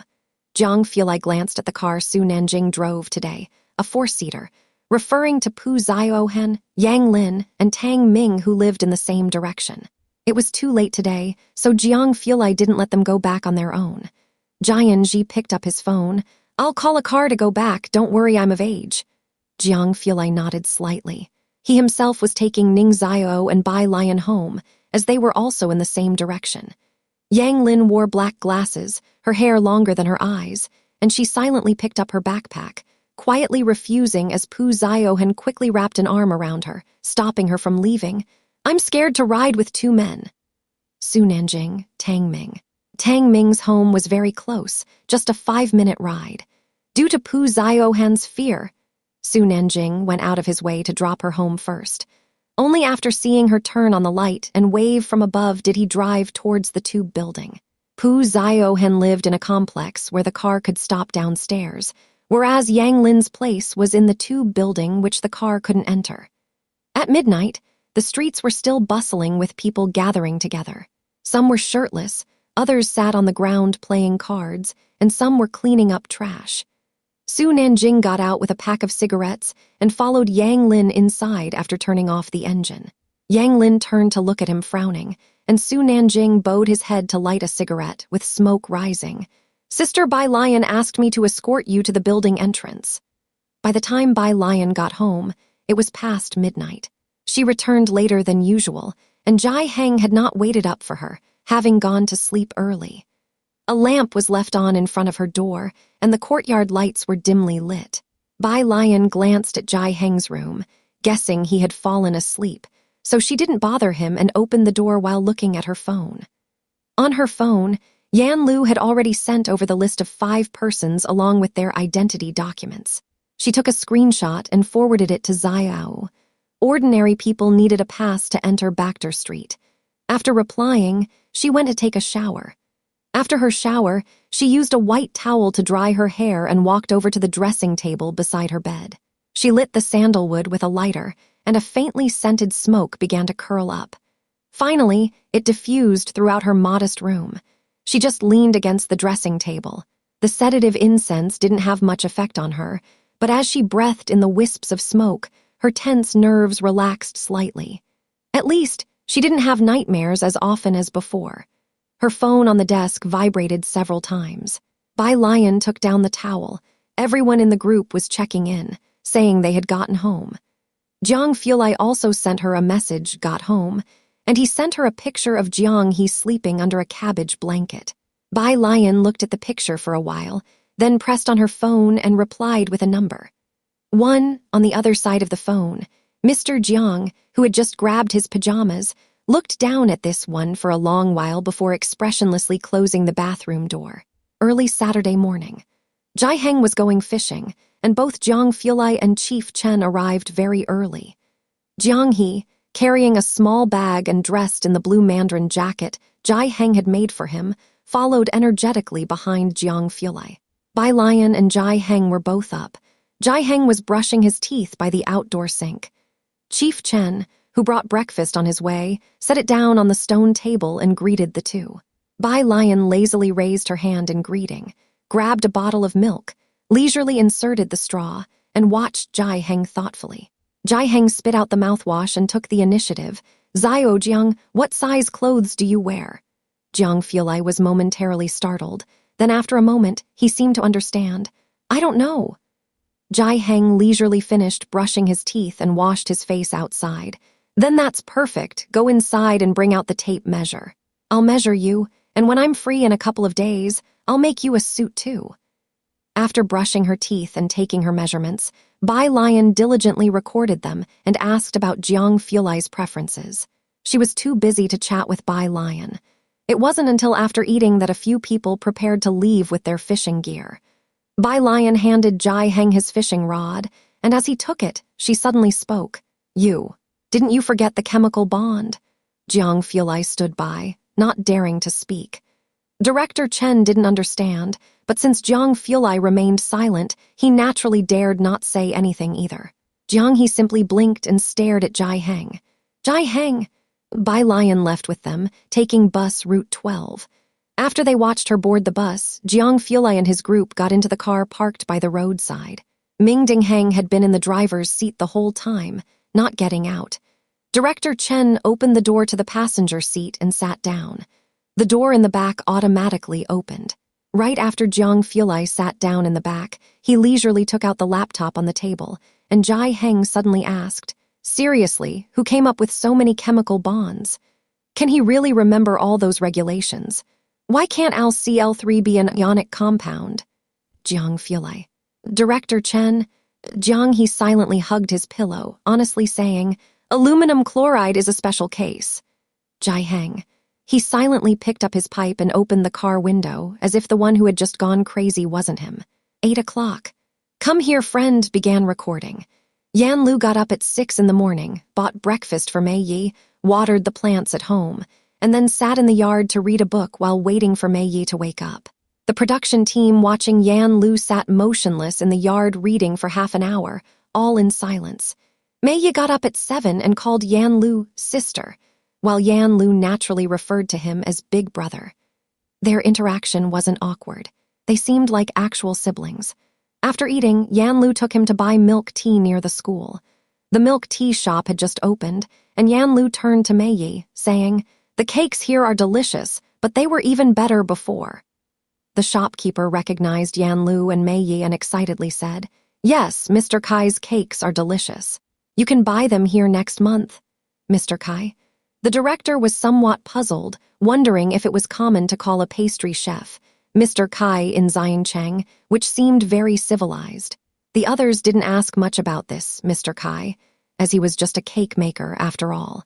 After buying the milk tea, Yan Lu took them to City East Wudong Street, saying on the way, someone will meet us at the final stop. The production team thought it was someone arranged by Yan Lu and didn't pay much attention. Determined to bond with Yan Lu's side, Mei Yi's agent didn't leave during the show and kept talking with Zin's sister while heading to the destination. Is Yan Lu familiar with her songwriter? Zin's sister laughed. Pretty familiar. From a certain perspective, they could all be considered to have a life-and-death relationship. If the songwriter shows up, this episode will definitely hit big, Mei Yi's agent sighed. After Dean Jian appeared, a bunch of people online were guessing about the songwriter. When the car reached the intersection at Xiang Mountain Avenue, it being Saturday, Lu's street was bustling, and a few casually dressed people stood at the side of the road, led by a middle-aged woman. Behind them, the director had just gotten out of the car, eyeing the woman's plain face and contemplating her likely being the meetup person Yan Lu mentioned, not too concerned. Who's this? Mei Yi's agent turned to look at Zin's sister, curious. Directors Group 183. Oh no, we have to cut here today. Second update. One Zinji also hadn't seen her before and simply stood to one side with a bottle of mineral water. She shook her head at Mei Yi's manager. Seeing Yan Lu and the others getting out of the car, the middle-aged woman took a couple of steps forward to shake hands with Yan Lu and Mei Yi. Miss Yan Lu, Mr. Mei Yi, welcome to our Xiancheng. Today's schedule has been arranged for you. This is... Mei Yi looked towards Yan Lu. He didn't know her and was just waiting for Yan Lu to introduce her. Yan Lu didn't know her either, and Jiang Fulai didn't say. My name is Sun Dan, the woman said with a hearty smile, measuring the distance appropriately and her demeanor efficient and decisive. I was transferred to the Xiancheng Culture and Tourism Bureau last month. I am very happy that your program could come here. As she spoke, she had someone from behind hand over Xiancheng's cultural and creative gift bags to the crew. The director was somewhat surprised. Was it actually someone from the official Cultural and Tourism Bureau? She had quite a commanding presence, which made the director respond subconsciously. Yes, it's a bit difficult to get on satellite TV. Their show was an online series, which could generate more heat if it went on satellite because some older people don't watch online shows. Is that so? Sun Dan pulled out her phone. I'll leave you a number. Later, get in touch with Director Zhang. For lunch, I'll treat everyone. It's only proper to play host since you've come to Xiancheng. Sun Dan had someone lead them inside for tourism, and then she hurried off again. After the people left, the director exchanged glances with Zinji and Mei Yi's manager, saying, Director Zhang. The only Director Zhang I know of is. The director was initially going to ask Zinji, but seeing her also looking bewildered, he turned to ask the several young people wearing cultural and creative t-shirts who Miss Sun was. You mean Director Sun? The young man scratched his head. She's the head of our Culture and Tourism Bureau. She just transferred from Jiangjing last month. She used to be with the Jiangjing Cultural and Tourism Bureau. The logistics department was very quiet. At first, no one, including the director, spoke. Someone from the Cultural and Tourism Bureau. 2 minutes later, the director realized what had happened and subconsciously looked at Zinji. My Zinji, why didn't you say something sooner? Come Here, Friend, an online variety show. Although popular, how did it catch the attention of the Culture and Tourism Bureau? And this Miss Sun is from Jiangjing. She knows director Zhang. Mei Yi's manager was also shocked. It was one thing for Dean Jian to be an official figure, but now another official, more proper official had shown up, and they were going to treat them to lunch. Zinji, you ask her, but whom should she ask? Was my attitude just now a bit rude? The director asked, now fully aware of the situation. Bai Lion spent the entire day studying in the library. On the weekend, Yang Lin had 2 part-time jobs and left with her backpack at 3 in the afternoon. Jian Ji had developed the habit of reading every day and asked Bai Lion quite a few questions today. Jai Heng and Jiang Fulai caught quite a few fish today and invited Bai Lion's classmates over for dinner. A little after 4 in the afternoon, Bai Lion led them back home first, since Pu Ziohen planned to film a day in the life of a fish video and include it in Jai Heng's current edit. Pu Ziohen had taken the filming of the video for Jai Heng's and the 3 embroideresses' graduation gowns very seriously. It required 3 months of filming, and she planned to make a 20-minute video. Thus, there was plenty of material to gather. In the yard, Bureau Chief Chen was still showing the fish he caught to the children who had come back, one by one on the ground. Xiaoteng, look, these are the fish I caught, Bureau Chief Chen told Tang Ming. Tang Ming gave a deep in response. Bureau Chief Chen looked at him oddly. Are you okay? Not getting the feedback he was hoping for, Bureau Chief Chen simply stopped talking to him. Ning Zio was even more silent than Tang Ming, so Bureau Chief Chen went to talk to Pu Ziohen. This one I caught. This one is by Master Jiang. This is Uncle Jai. Pu Ziohen was very considerate to Bureau Chief Chen. She captured footage of the fish he caught with her camera. After showing his friends, Bureau Chief Chen saw Jiang Fulai casually holding a basket of vegetables. In a jolt, he quickly stood up. You and Miss Bai should rest. I will take over the cooking. Bai Lion handled the knife, slowly sizing up the fish. The back of the knife gleamed coldly. It made it seem as though she was about to dissect the fish into pieces. Upon hearing, she looked over at Bureau Chief Chen, raising an eyebrow. You? Certainly, said Bureau Chief Chen with confidence.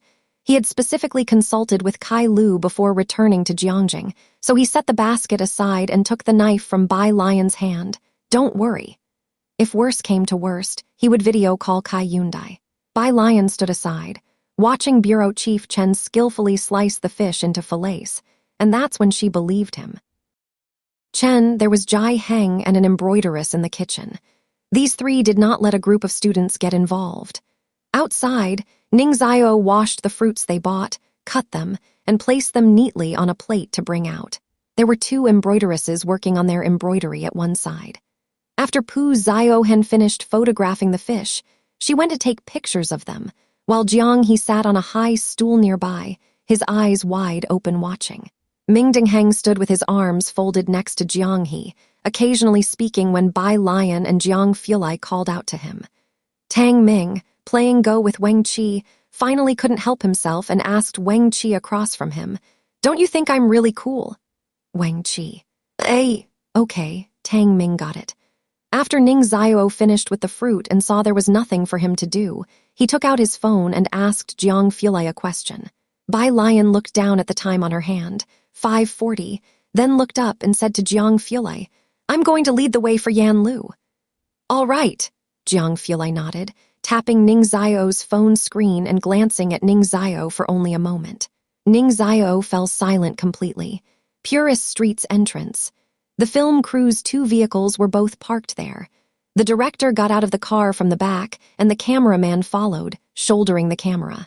Passengers on the street, upon seeing the filming equipment, couldn't help but take a few extra glances.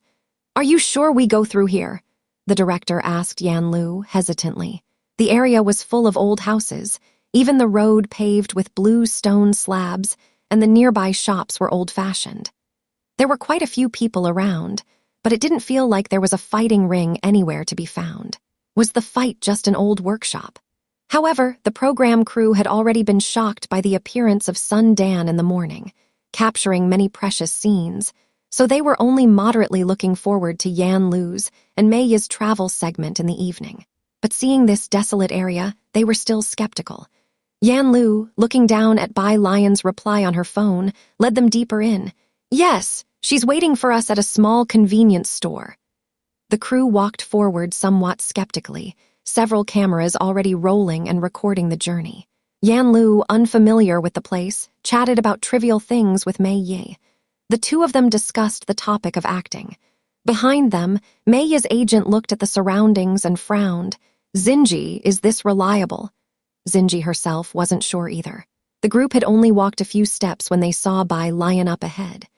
She was dressed in a blue stand-collar top with a white long skirt beneath. Her hair was half-tied back, and she was holding a red Wangzai milk, talking to the store owner, leaving everyone with just a view of her profile. At dusk, in the ancient alley with its lingering charm, a gigantic old tree stretched its lazy branches into the lane, casting a background of hazy glows and mists. Compelled by the scene, the film crew paused for a moment. It was only when Yan Lu called out to Bai Lion that she turned her head slightly, with the straw in her mouth, and everyone snapped out of it. Yan Lu had already told the crew in advance to try not to film Bai Lion as much as possible. Only 5 people can go in, Bai Lion said after finishing her milk, squeezing the carton flat. The director, wearing his headset, said, I know, we'll just wait at the door then. That was what he said, but the director had his own considerations. He had brought cash, planning to negotiate a bit with the staff at the door or to buy out others' tickets at several times the price to sneak a few more people inside. Bai Lion tossed the milk carton into a trash can nearby. Hearing him, she glanced at the director, probably guessing what he was thinking, and simply curved her lips without saying anything. She led the group towards the Kingshui Bridge. All along the way, several cameras were filming, and neighbors who recognized Bai Lion all greeted her with a smile. What's this for? A TV station? The crew captured these genuine reactions of the passers-by. These are all my neighbors, Bai Lion said to Yan Lu and Mei Yi. Mei Yi looked at Bai Lion and smiled. You seem to be quite popular. The walk was a bit long, and as they approached the Kingshui Bridge, a middle-aged man with a scar on his brow, giving him a somewhat formidable air, slowly walked towards them while looking at his phone. The crew gave him a wide berth. However, he stopped upon seeing Bai Lion. Where are you going? Didn't Ning Xiao say you would be having dinner at your grandfather's house? I'm taking people to Baxter Street. I'll be back soon, Bai Lion answered him slowly. Then she turned to introduce him to Yan Lu and Mei Yi. This is Uncle Wang, my classmate's uncle. Hello, Mei Yi and Yan Lu greeted politely. I see, Wang Yufeng looked at the director and his crew, grinning. Then you go ahead. I have to get fish soup from your grandfather's house. All around were Bai Lion's neighbors. The cameraman, knowing Wang Yufeng was one of the locals, didn't film him but focused on Mei Yi and Yan Lu instead, although some of the other cameras captured Wang Yufeng's figure from behind. Directors Group 183. Oh no, we have to cut here today. Second update, 3 behind them, the director took his gaze off Wang Yufeng and spoke to Sister Xin and the others. This Bai student has so many friends, it feels like the whole street knows her. There just weren't any funny moments. The evening's outing was indeed a bit boring. But fortunately, they had managed to film something that morning, enough for them to edit. As they chatted, they arrived at Kingshui Bridge. Kingshui Bridge wasn't very long, arched, and very impressive, sticking out like a sore thumb in contrast to the rest of Purist Street. At 6 o'clock, the lights on the bridge were turned on, and the sudden sight of such a bridge startled everyone from the crew. Reaching the middle of the bridge, they could see the roadblock set up at the end of the bridge and the towering sign. Moving forward, the words Baxter Street came into view for everyone. The director looked at the people patrolling back and forth in black clothes, aghast, and tilted his head. Sister Xin, what is this? Sister Xin. Great, the director saw a Sister Xin who again knew nothing. In front of them, Yan Lu and Mei Yi were still under the camera, and although shocked, both were well-trained actors, trying their best to keep their expressions normal. It seems even Yan Lu doesn't know about this place. Have you been here before? Mei Yi asked Bai Lion as he looked down. He was tall and had long legs, a refined gentleman, very well known as an unassuming guy in the circles. Bai Lion, holding her phone, had already seen Xiao talking to someone. She explained, "To get to the fight club, you have to go through here." By the time she finished speaking, Xiao had already seen them and he hurried out, "Sis." Then he grinned at Yan Lu and the others. "Are you taking them in?" "Yes," Bai Lion lazily instructed. Although Bachter Street often saw fights and brawls, no one dared bother the people from the bar and the auction house. "Call me if there's any trouble." With his striking red hair, Xiao assured her, "Don't worry." As the two talked, the crew nearby was silent, not daring to utter a word. Xiao had already prepared access passes for 5 people ahead of time. He asked the 5 people to come out and enter with him. These 5 were Yan Lu, Mei Yi, the director, and 2 cameramen. The director stiffly followed Xiao, and suddenly one of the staff members remembered something. "Director, didn't you say you'd bribe them to let us all in?" Director: "Annoying, what's with all this bribing? Do you think you're the only one who can talk?" After watching them go in, Bai Lion slightly turned her body and lifted her chin toward Sister Xin. "Do you want to wait here or go back?" Sister Xin snapped out of her daze and replied, Let's go back." Inside, the director was flanked by 2 cameramen who dared not record the show at this time and quietly set down their cameras, nervously following Xiao inside. These were people recommended by Bai Lion, so Xiao was very polite to them. The group passed the checkpoint and saw the vast Bachter Street and the Qinglong bar directly ahead. Xiao enthusiastically explained Bachter Street to Yan Lu and Mei Yi, and seeing that the 2 cameramen hadn't started recording yet, he scratched his head, somewhat puzzled. "Aren't you here to record a show? Go on record, it's fine." As he spoke, the cameramen, including Yan Lu and the director, noticed a towering hulk of a man passing by with gun holsters strapped to both knees. The cameramen who had just nervously lifted their cameras put them down again. The director looked stiffly at Yan Lu. He was going to lose it. What kind of place was this? Did May not mention this kind of situation? They're not going to cancel here today, right? "Shoot!" Xiao fished out a pack of cigarettes from his pocket, casually pulling one out and signaling the 2 photographers. The director and photographers all picked up on the casual vibe that felt like someone saying at a dinner table, "Eat, eat, you guys eat." "Mr. Xiao," Mei finally came back to his senses, his eyes gentle. He tried to be as polite as possible when he asked about the gun holster on the man's knee. "Can we really film freely here? Would they just pull out guns randomly?" "No need to call me Mr." Xiao was uncomfortable with such polite language. He enthusiastically introduced himself to them. "I'm Bachter Street Nicholas Street Fighter Mao 5. All titles self-proclaimed. The frightened director showed a rare expression of confusion on his face. "Just film those 2. Xiao, after consulting Mao Kun, bit his cigarette and patted the director on the shoulder in a buddy-buddy manner. "People here are not particular. As long as you don't film their faces directly, you're mostly fine. See, next to the street is the street of local customs. Shoot whatever you guys want." Xiao said it so nonchalantly, but every pat made the director shrink a little. Film faces directly? Does he look like someone who dares to even take a second look at them? Filming faces directly was giving them too much credit. There's an old saying, "Since you've come already." The director had the 2 photographers turn on their cameras, and they gingerly lifted the cameras to follow behind Yan Lu and Mei Yi. The director walked with Xiao outside of the frame. They were still a bit away from the fighting ring, and Yan Lu and Mei Yi felt a lot of pressure too. The 2 went into a local shop where the owner lazily sat in the back, surrounded by a variety of items such as bows, knives, climbing ropes, everything. Upon seeing the camera, the owner's eyes narrowed and he was about to get up. But then his gaze settled on Xiao next to the camera, lingering on his black attire for a moment before he lazily sat back down. After filming local life, the group finally reached the fighting ring through a long, narrow alley.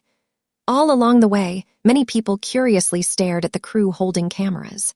But on this street, you never know, Anyone might be carrying a pinhole camera or a chewing gum bomb. Those openly holding cameras looked foolish and not threatening.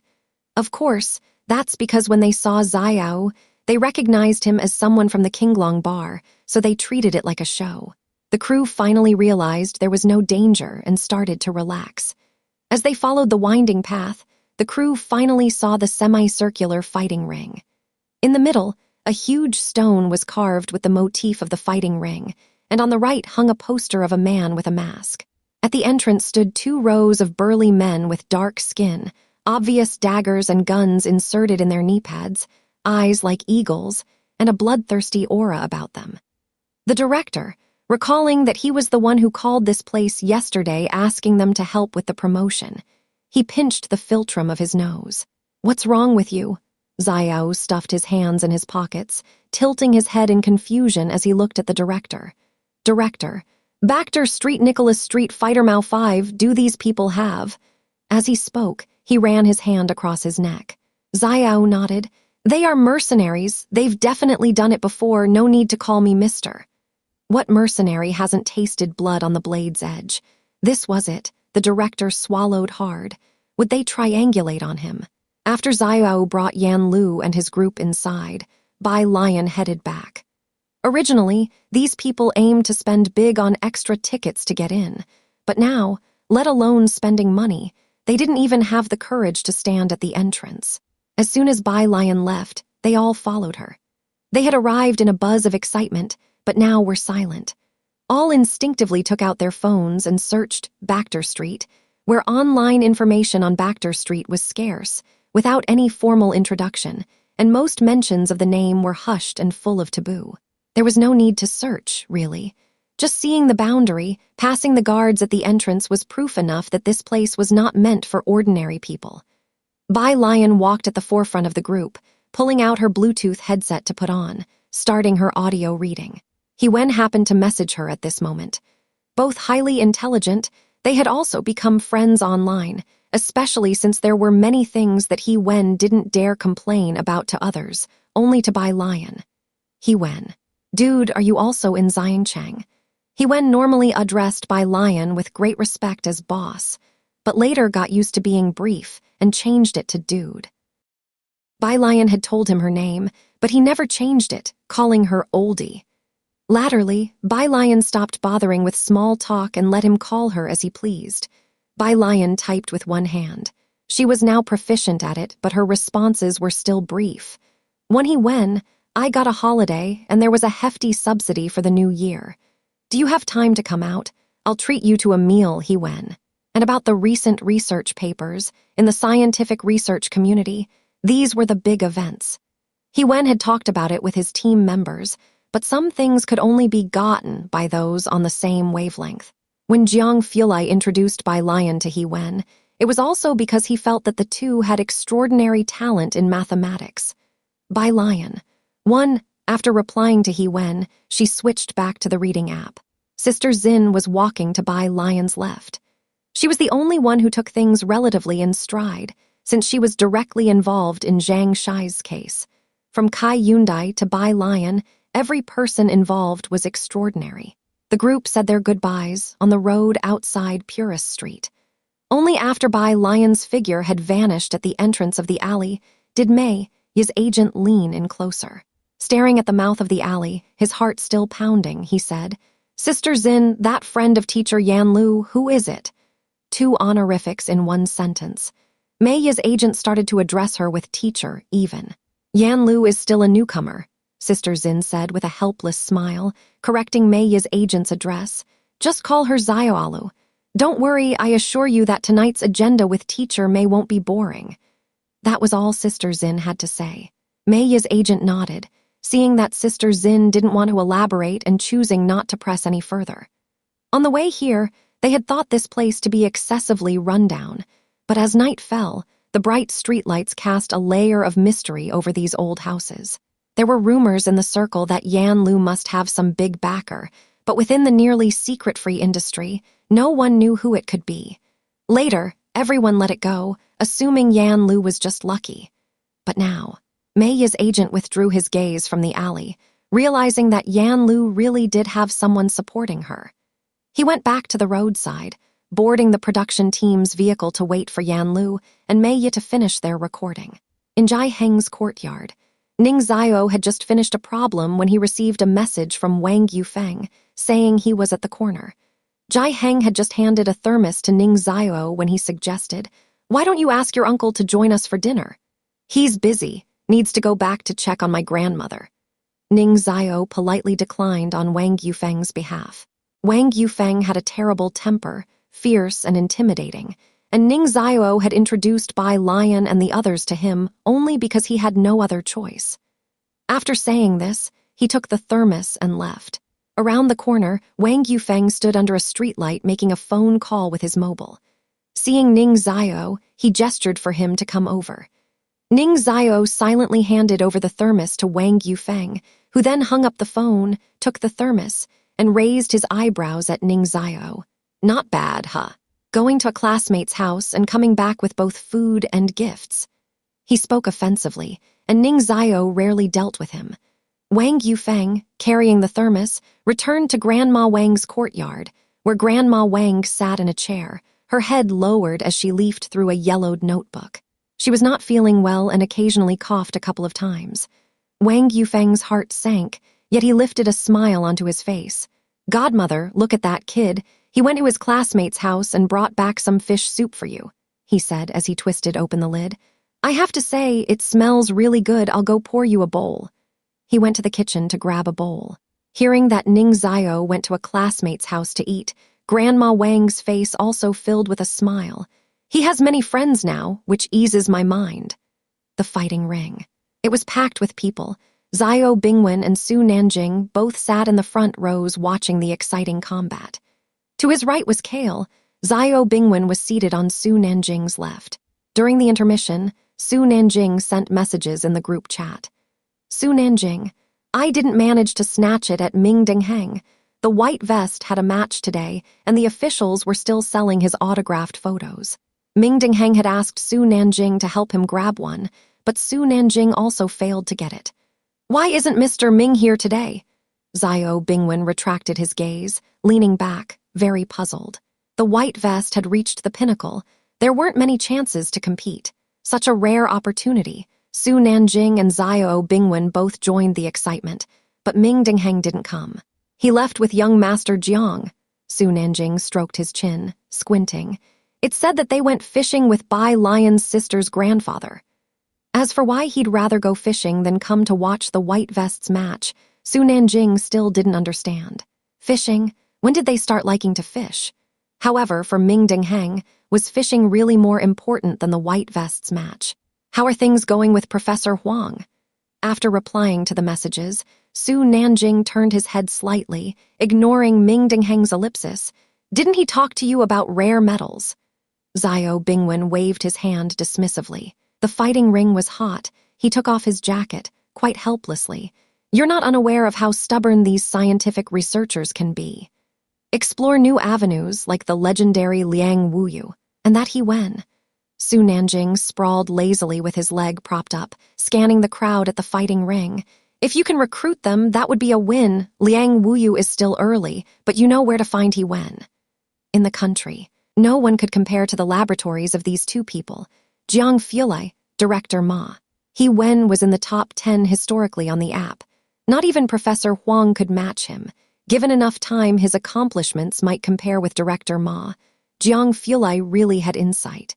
No one had expected that he Wen, initially oppressed and had his papers stolen by his supervisor, would possess such high talent. A person who could potentially stand toe-to-toe with Director Ma in the future, who wouldn't want to recruit him. But he Wen was also smart.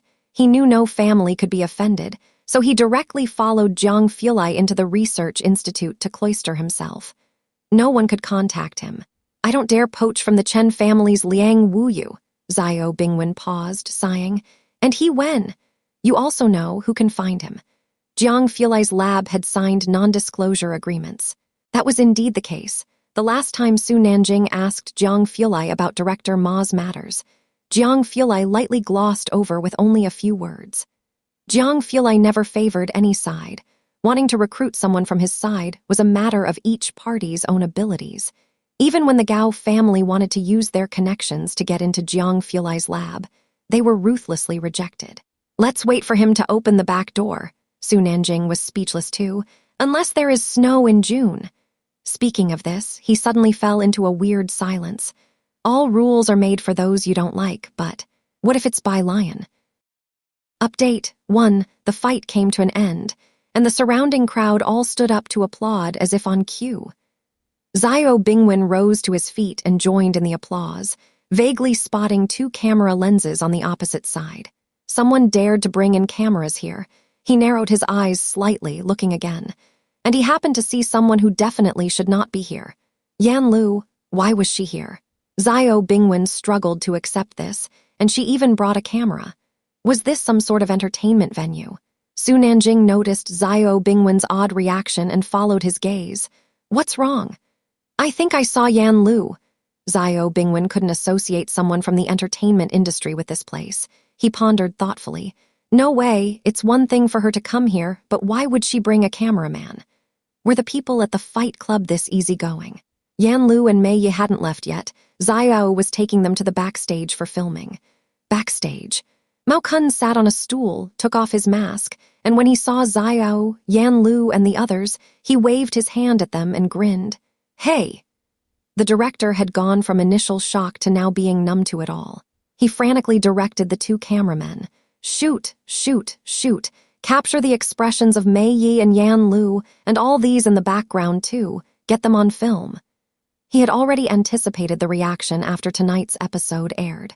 The director was not afraid of dying at the moment, but rather counting in his mind how many trending searches they would hit when the episode was aired. A life completely different, bloody and truly bizarre, unmatched in the entertainment industry. Who else could do this? Having finished shooting the fight club, Xiao then took them to the auction house. This is our biggest auction house, but you've missed the auction. Even though there was no auction today, many people were setting up the venue for an auction in a couple of days. When the director came out, he turned to see the glowing name behind him, White Tiger Auction House. White Tiger. The director paused. He wasn't familiar with the fight club, but White Tiger Auction House seemed somewhat familiar. But the director couldn't remember at that moment. He followed Xiao out towards the exit on Bacter Street, which led to Qinglong Bar. Xiao, holding his phone, was fixing his red hair when he stopped and looked at Yan Lu. Bai Lion just arrived at the bar. Do you guys want to go take a look? The director and the cameramen were eager to try it out. There was a Qinglong Bar in Jiangjing too, but the one in Jiangjing wasn't open to just anyone. The director had heard from big shots in the circle that anyone you met at Qinglong Bar was a power player. Mei Yi nodded in agreement as well. The bar's lights were dim, and smoke swirled around. With people coming and going, the director's keen eyes spotted quite a few in the corner fiddling with guns. He felt a chill in his heart and hurriedly withdrew his gaze. Mei Yi and Yan Lu immediately spotted Bai Lion sitting at the bar. When Mei Yi and the director had arrived on Bacter Street, they had realized that Bai Lion was no ordinary person. Seeing her sitting here now wasn't surprising. Miss Bai, Yan Lu approached with the others.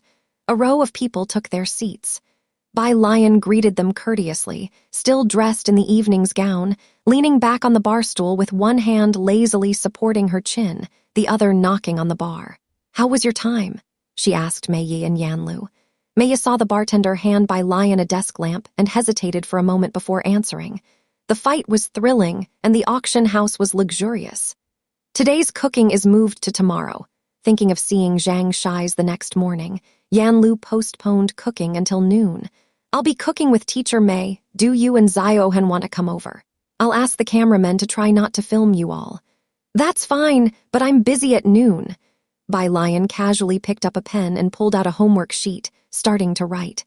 The light shone on her profile, showing her seriousness. Dressed in light casual wear, Mei Yi looked very refined, and after thinking for a bit, then let's do evening. Okay. Bai Lion didn't think too much and slowly wrote another line down without lifting her head.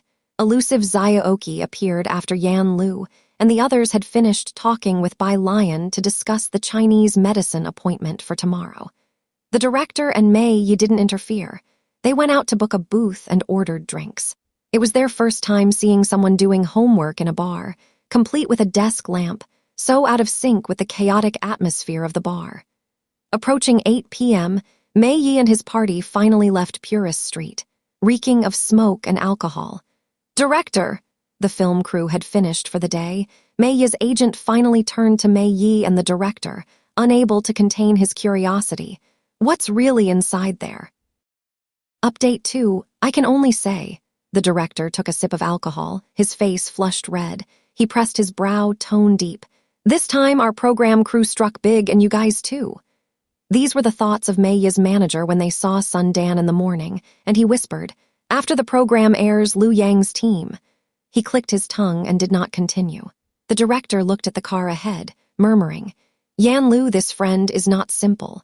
But it's true, even President Jian composes for her.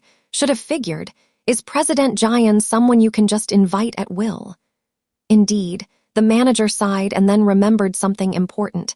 "Tomorrow, are we taking that Miss Bai's friend out for a meal?" "Right," the director nodded.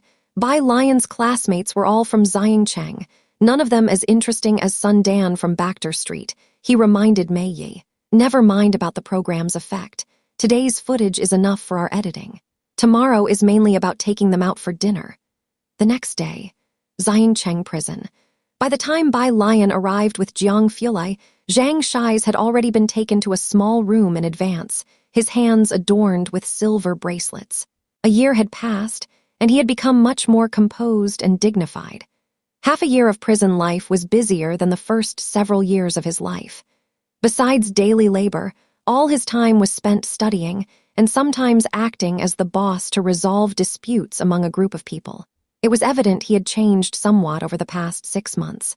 But as soon as Bai Lion and Jiang Fulai arrived, the face he had been maintaining immediately fell.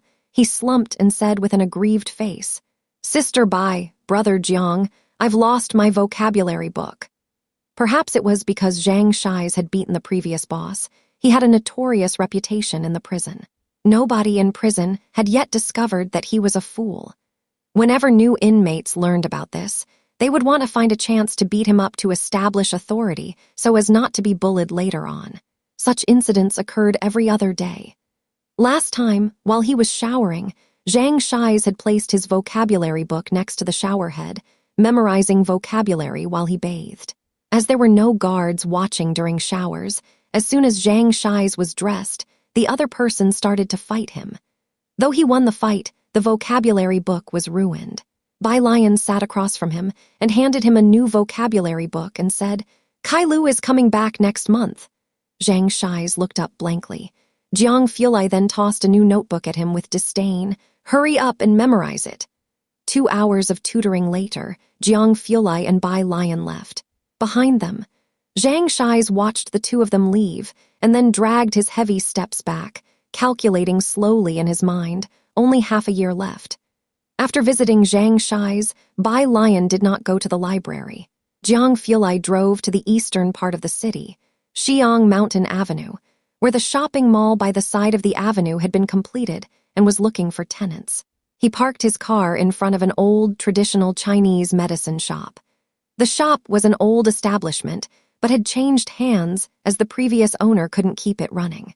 Jiang Fulai looked up, his eyes resting on the 4 bold characters written above the shop, Xuankang Pharmacy.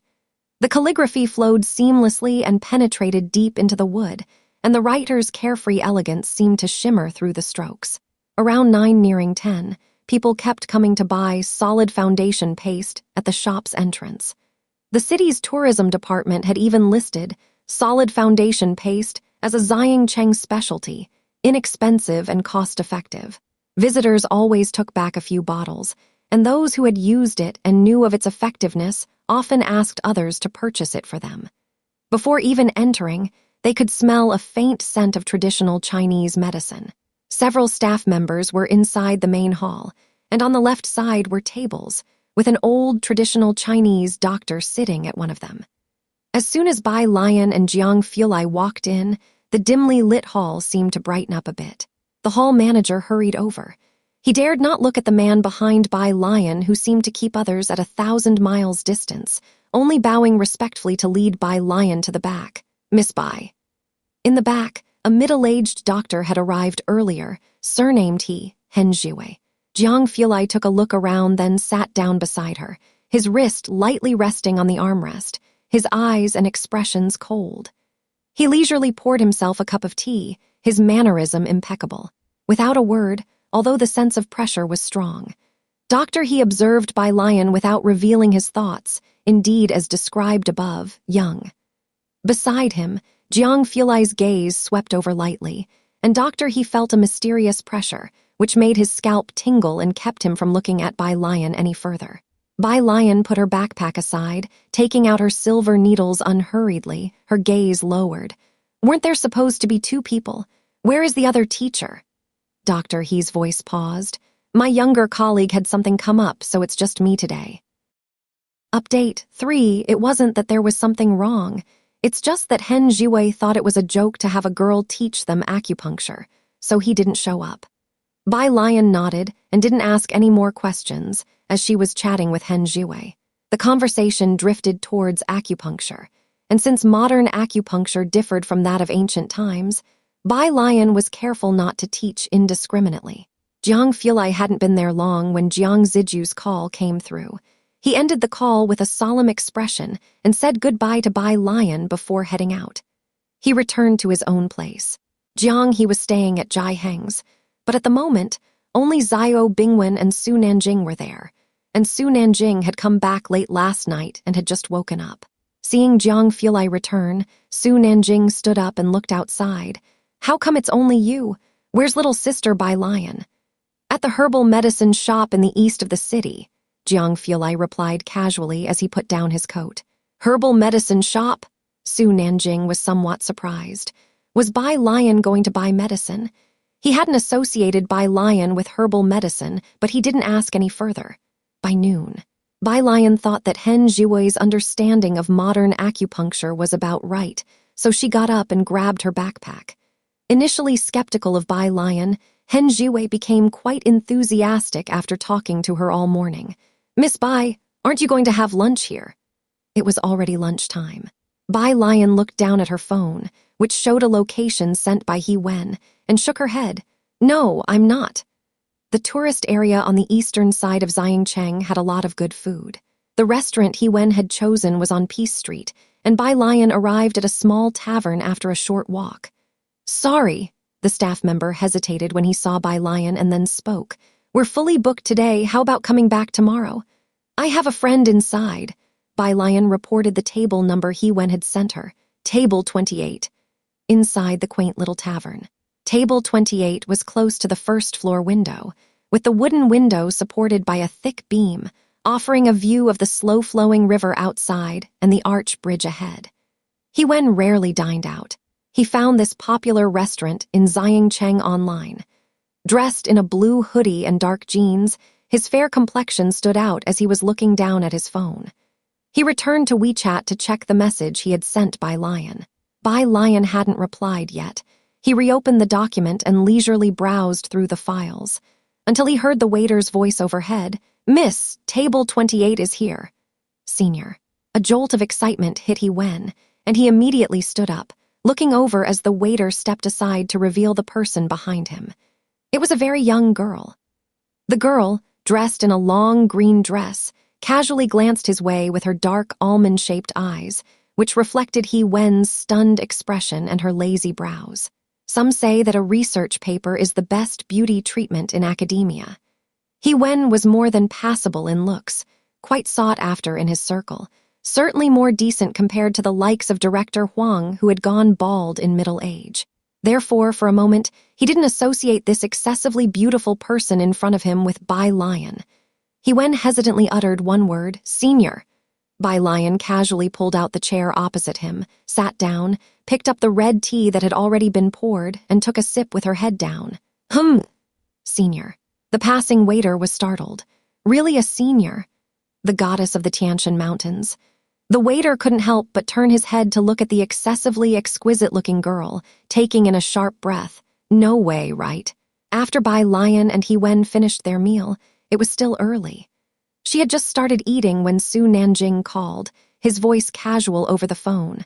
"Little sister Bai Lion, where are you? I'll come to pick you up. Jiang has something to deal with." She needed to go to the library to do her homework in the afternoon and was going to Yan Lu's place in the evening. Bai Lion gave Su Nanjing the address. "I looked at the summary you sent. It's a type of the Riemann hypothesis." He Wen talked about academic issues with Bai Lion as they ate slowly. The lab confidentiality meant he couldn't say much, but it's not very rigorous. The waiter, because of the senior comment, came over several times to pour tea and try to find out the scoop.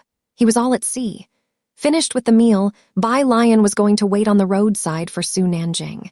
He Wen offered to walk her there and finally couldn't resist tilting his head, politely asking, "Senior, how old are you?" When the paper was submitted, the information for the second author had been filled in by Jiang Fulai. So He Wen didn't know Bai Lion's details. He just thought she was like him, from some lab and about his age. Until now. "Me!" Bai Lion followed the landmarks and stopped at an intersection, waiting for Su Nanjing. Hearing the question, she turned to look at He Wen, high school senior. He Wen. When He Wen didn't reply for a while, Bai Lion slowly took out her Bluetooth earpiece. "What's up?" "What's up? Whose high school student is discussing such a complex mathematical model with others?" Even He Wen, a scholarly overachiever, was at a loss. He looked up, about to speak to Bai Lion. "SSSHH," the sound of tires skidding across the road. A silver convertible sports car stopped beside them, and Su Nanjing, one hand on the steering wheel and the other taking off his glasses, looked at Bai Lion with a corner of his mouth hooked. "Bai." He caught a glimpse of the guy next to Bai Lion just then. Lion was still talking with He Wen. "As a child, I really envied those teachers in documentaries, resplendent in their isolation suits and engrossed in research." He Wen glanced at the sports car, not recognizing the person inside, and continued to speak with Bai Lion. "But now that I'm actually pursuing my PhD, it feels useless. Everyone around me is a doctor, an honorary professor, an outstanding youth researcher, or a project lead. Their papers are complete and beautiful, whereas most of mine still need Professor Jiang to polish." He had previously joined Jiang Fulai's laboratory, where even an honorary professor had to compete for a position with them. Who was around He Wen? Jiang Fulai, academician Ma, Professor Huang. Those who could enter a top laboratory were no ordinary people. Often, the person recording experimental data next to him was a big shot in the field, one formidable person after another, and even He Wen doubted himself.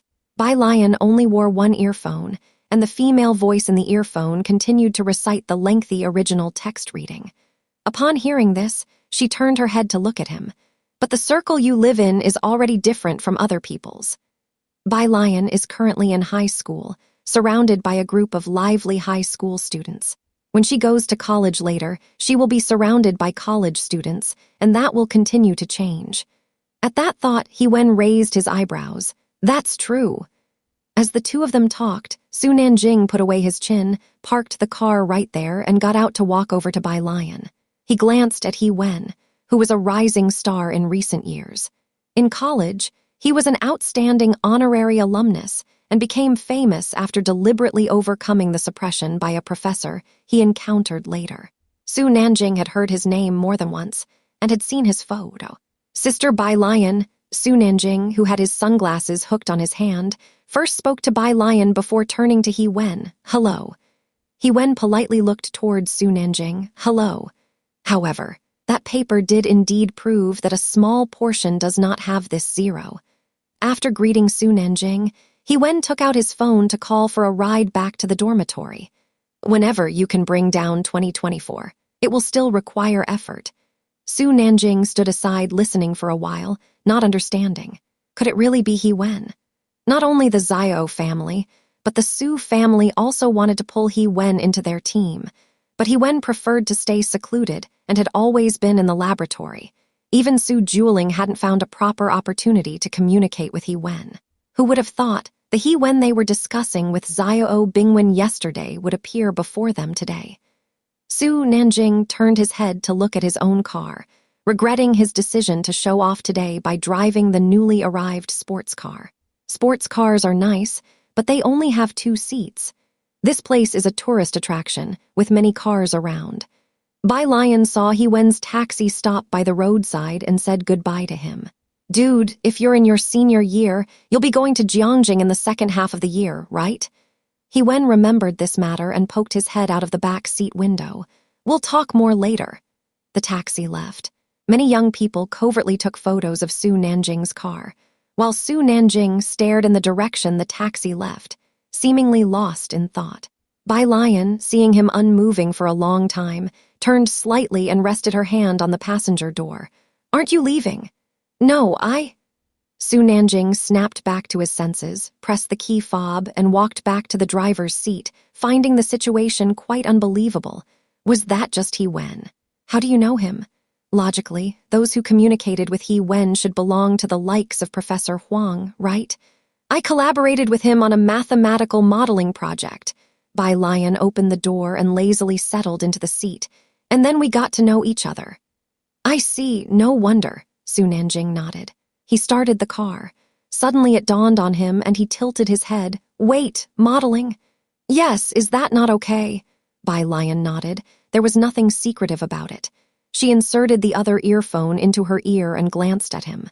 The usually composed Su Nanjing finally couldn't suppress the urge to curse, his mouth twitching slightly. If I remember correctly, Sister Bai Lion, you're in grade 12, right? How did you end up doing mathematical modeling with He Wen? Do you know who he is? Collaborated on one modeling project and then got to know each other. No, how could she say it so casually? Not to mention collaborating. Finding He Wen is a problem even for the likes of Bingwen. Though there are several hundred honorary alumni of Jiangjing University, the rarity of this status is evident when considering the large population of the country.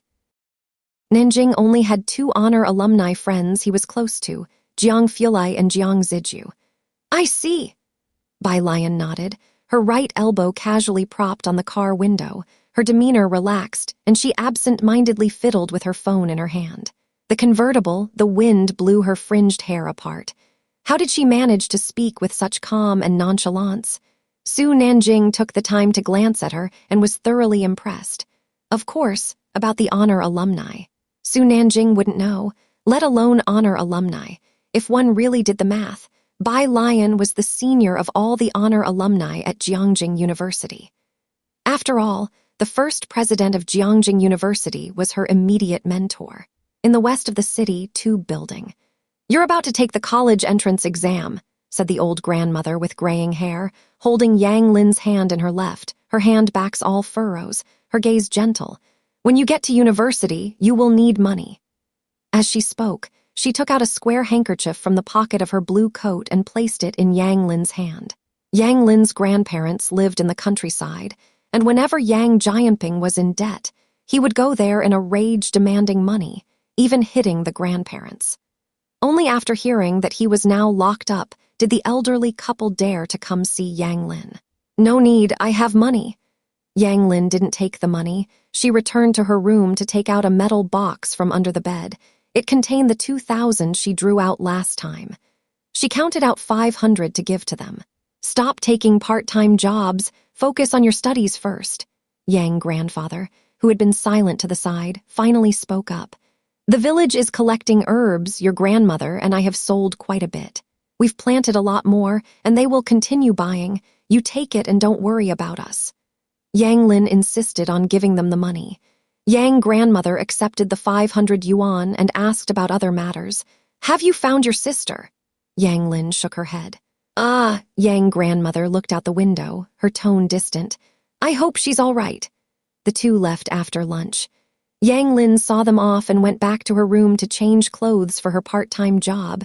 She had 2 part-time jobs on weekends. Upon opening the closet, she found the money she gave to grandmother underneath her clothes. Next to it was a black checkered handkerchief, a favorite of her grandmother's that had been used for many years and was fraying at the edges. Yang Lin looked at it for a while without speaking, then put the money away. Tuition, living expenses, rent, university would need even more expenditure. She had no time for sentiment. She left and closed the door behind her. On the windowsill, a snow-white lily in a vase gently swayed in the wind. Downstairs. Yang's mother came over with her family, her hand holding a boy who had a toy gun in his, shooting at passers-by, and behind them was a girl with a milk tea, her stepdaughter Yashanshan. Upon seeing Yanglin, the boy shot a plastic bullet at her, but missed. Yashanshan, aware of Yanglin's identity, sipped her milk tea, giving Yanglin another look. "Hey, do you know Bai Lion and Tang Ming?" Yanglin didn't reply, passing them by without stopping. Yashanshan glanced disdainfully at Yanglin's retreating figure. "Shanshan," Yang's mother turned to her stepdaughter, "who are Bai Lion and them?" "They're all seniors in high school, renowned figures at No. One high school."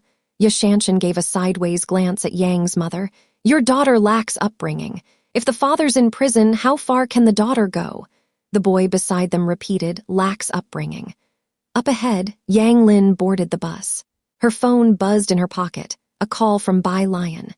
She took out her phone. It was a second-hand one from the market, quite slow, but she only downloaded WeChat and a payment app for use.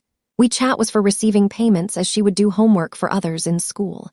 "Yanglin," Bai Lion's voice was always so indifferent and accommodating.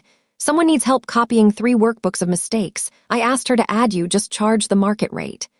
Yanglin nodded, then realized Bai Lion couldn't see her, her voice very soft. "Okay."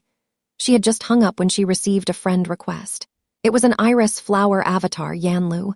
"Yanlu, thank you, schoolmate. This is for Zhang Shai's use." "Yanlu, transfer 1,000, Yanglin typed. That's too much." She knew about Zhang Shai's situation. Most of the notebooks and exercises he used in prison were copied by her, handed over by Bai Lion and Ning Xiao, and Bai Lion even asked her to give a discount. Yanglin had a good memory. After copying these notebooks and workbooks once, she almost understood it herself. Realizing that this was helpful to her, and Zhang Shai's was also a classmate, she wanted to help copy for free, but Bai Lion said that clear accounts make good friends. "Yanlu, transfer 600. Lu, 3 of them are this thick, and others wouldn't even copy it for 500 a book. Thank you, classmate." Yanglin glanced at Yan Lu's profile picture, roughly knew who she was, and accepted the task. After accepting it, she leaned against the bus window, contemplating buying a phone for the elderly. With Yang Jianping in prison, everything started to get better. Evening.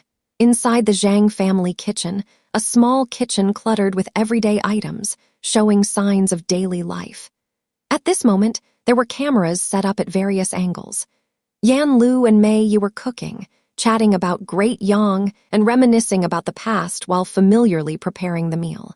As Bai Lion and Pu Ziohan entered, they immediately saw the two laughing and chatting. Bai Lion paused at the doorway. "These two play siblings in Great Yang, and they've become good friends off-screen too," said Xinjai quietly to Bai Lion. "Do you think they really look a bit like siblings?"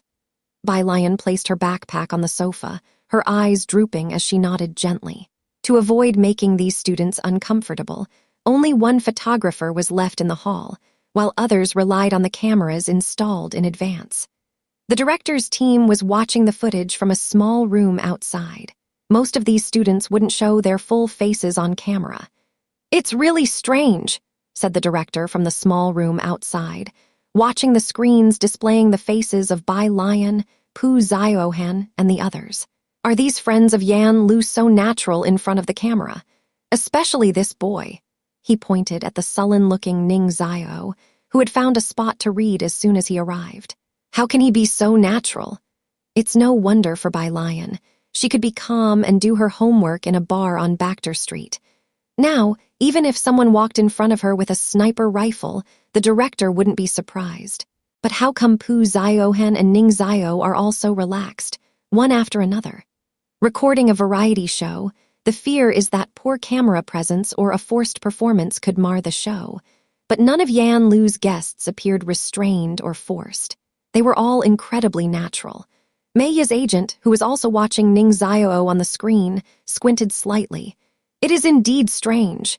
Inside the room, Bai Lion took out a collection of incorrect homework answers from her backpack and set it aside, asking Yan Lu to pass it on to Yang Lin. Then she went to the table and picked out a lily that had been trimmed from a bunch of lilies. Her phone, which had been set aside, started to ring at that moment. It was Kai Yundai. Kai Lu. Bai Lion trimmed off the excess leaves, then handed the flower to Pu Ziohan beside her. She walked to the window, where she heard a beep from the phone.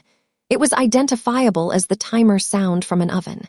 But Ming Dinghang had said that Kai Lu was very busy recently and wouldn't be back until next month. "Miss Bai, I'm near the school," Kai Yundai explained, and then remembered something.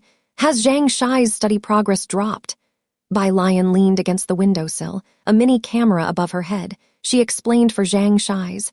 "Too many people are looking for trouble with him. His textbooks can't keep up with how often he changes them." For instance, this vocabulary workbook. Kai Yundai let out a cold laugh. Bai Lion remained silent, only lighting a virtual incense for Zhang Shai's in her heart. "There are some details about the store in Jiangjing that I need to discuss with you in person," Kai Yundai said, bringing up official matters. "When are you free? I'll show you the contract." Zun Chun and Zioki had already arrived in Jiangjing. Zioki had also found a suitable new store, and Kai Yundai wanted to personally oversee the contract. These contracts he had to draft himself. Kai Yundai's colleagues all thought there was a super tycoon backing, Xuan Kang. "I'm at the Zhang family's place." Bai Lion turned around. On the phone, Kai Yundai heard that Yan Lu and others were cooking. He took off his chef's hat in one swift move. "Good timing, I'll come to you." "Wait, Yan Lu is recording a show here." Bai Lion walked outside to find Xinjai. "I'll ask them." In the yard, Xinjai had just located the director and was telling him to definitely protect the likenesses of these high school seniors. She was afraid that some netizens, who like to stir up trouble, might target Ning Zio, Pu Ziohan, and the others. Hearing Bai Lion's words, the director was very surprised. At the start of the program, Xinjai had mentioned that Yan Lu didn't have many friends. Now one after another was showing up, each more enigmatic than the last. "Who is it?" asked the director. Bai Lion who asked, so the director subconsciously asked an extra question. Bai Lion was still holding her smartphone, and after thinking for a bit, she said, "Kai Lu, he's a lawyer." "A lawyer, huh?" The director let out a sigh of relief, confident that a lawyer would definitely abide by the law and not cause any accidents. "Welcome. Is he okay with being on camera?" He remembered this matter, as this should be a mutual friend of Bai Lion and Yan Lu, wanting to do Bai Lion a favor. "We will give him an introduction in post-production, which is also a great opportunity to become famous." Wang Xin's mouth twitched slightly, and she couldn't help but give the director another glance. Bai Lion still hadn't hung up the phone, and she only quietly asked the person at the other end. Kai Yundai didn't care, as he was instructing someone in the bubble tea shop to keep an eye on the fire for him. All good. Once it was confirmed that he was okay with it, Bai Lion informed the director, then turned around and went back to the hall, where Pu Ziohan had arranged the lilies to one side, Wang Qi had positioned the flower pots in the room, and Ning Zio had finally completed a practice problem on the app. And he discussed the maximum value with Bai Lion. Wang Qi, seeing them so absorbed in the discussion, couldn't help but come over to look at the problem, then left with a dazed expression. Ziohan was taking pictures of the flower pots with her smartphone. She went over to look after seeing Wang Qi's actions, then silently left. There was only one cameraman in the room.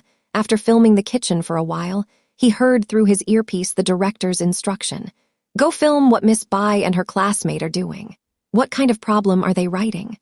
The director was curious, as after all Ning Zio was almost expressionless, showing other expressions only at this moment. The cameraman was the same one from last night. He carefully avoided Bai Lion and Ning Zio's faces, filming their smartphones instead. Both the director and Mei, his agent, moved in to take a look at the camera. Ning Zio's smartphone appeared on the screen. It had no brand, was black, and looked like it was custom-made by some second-hand store. Not any brand available on the market.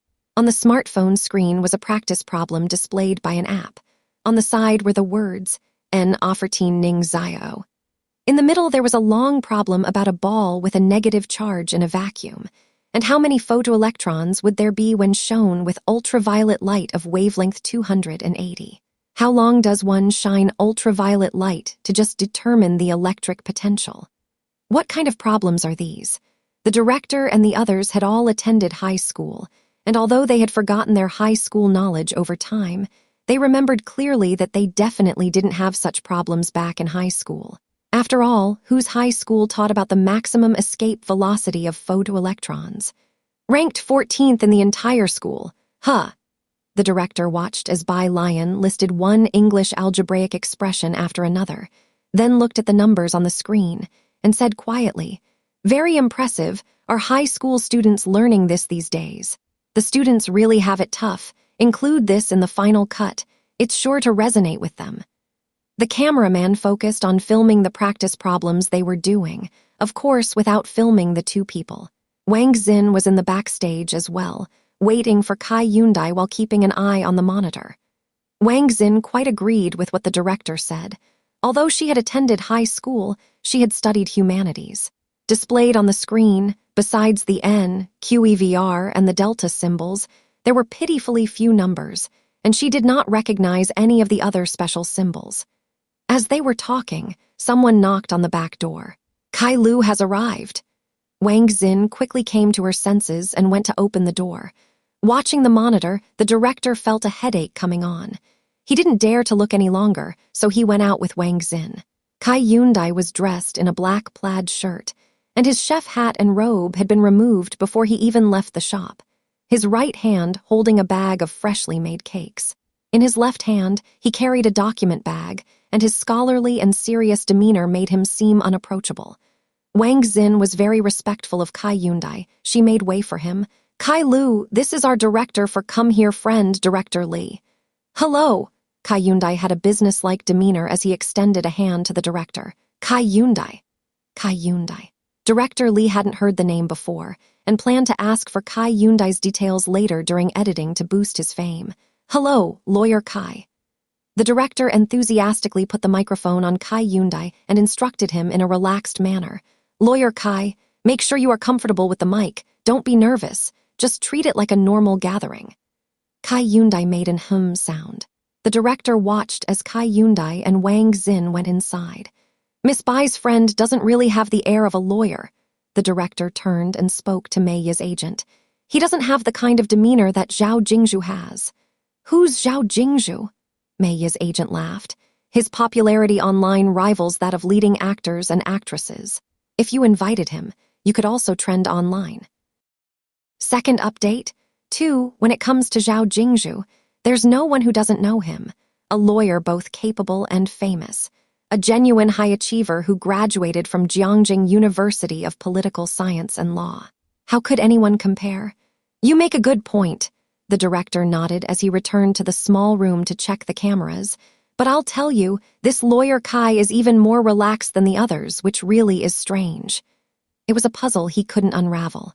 Come Here Friend was already in its 3rd season, and many guests had invited friends from outside their own circles.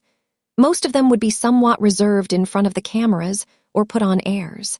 It was the first time Director Lee had seen such a harmonious and lax atmosphere like today's. Inside the house, Kai Yundai heard the sound of cooking in the kitchen. His gaze shifted in that direction. He placed the cake on the table and then handed a document bag to Bai Lion. "Take a look when you have time." With that, he rolled up his sleeves and headed to the kitchen. Mei Yi was slicing potatoes into shreds. He had cooked before, and among ordinary people, his culinary skills were considered good. Even the potato slices he cut were acceptable, at least better than Yan Lu's. Kai Yundai looked disdainfully at the big chunk of potato and turned his head to Mei Yi. "Is your house short of beams?" Yan Lu, who was washing vegetables, turned around with great respect. "Lawyer Kai, you've arrived." After pondering for a moment, he offered an explanation for Mei Yi. "Teacher Mei is really good at cooking." "Theoretically, everyone can cook," Kai Yundai commented precisely. Theoretically. As everyone knew, Kai Yundai was an underling of young Master Jiang. A bad bamboo shoot comes from a rotten bamboo. Mei Yi, wearing a black apron with a knife in hand, got a glance from Kai Yundai. "Give me the knife, you two just wash the vegetables." The disdain was not at all concealed. Mei Yi held a high status both inside and outside the circle, and few people had ever evaluated him like that. It took Mei Yi a minute to understand Kai Yundai's meaning. This meant that he had cut the potato shreds so thick they could be used as beams. "Mei Yi?" He silently stepped aside and watched Kai Yundai swiftly turn the knife and then start slicing on the cutting board, cutting each potato shred extremely thin. Mei had thought his own slicing was quite satisfactory until he saw Kai Yundai's potato shreds, only a millimeter thick, which plunged him into silence. In front of the cameras outside, the director looked back hesitantly and asked the staff, "Sister Zin said he's a lawyer, right?" Or did he mishear chef as lawyer? "Should be," the staff member, uncertain while watching Kai Yundai chopping away, replied. In the end, it was Kai Yundai who cooked the meal. The attentive Mei Yi assisted in preparing the side dishes and even picked up a few tricks by following Kai Yundai's lead. Knowing that Mei Yi and Yan Lu were recording a show, Kai Yundai didn't bother kicking them out to cook alone. He occasionally let the two do some cooking. "Right, just hold it like this." He passed the wok handle to Mei Yi. "Use your wrist to toss it like this." Mei Yi tried to toss, but couldn't manage it. Kai Yundai, "Never mind, give it to me." He took the wok back and tossed it with ease. Next to him, Yan Lu spoke defensively for Mei Yi. "Tossing the wok is too hard. Ordinary people don't have that kind of wrist strength." This was a challenge to Kai Yundai. He peeked out, "Miss Bai, come over here." "What is it?"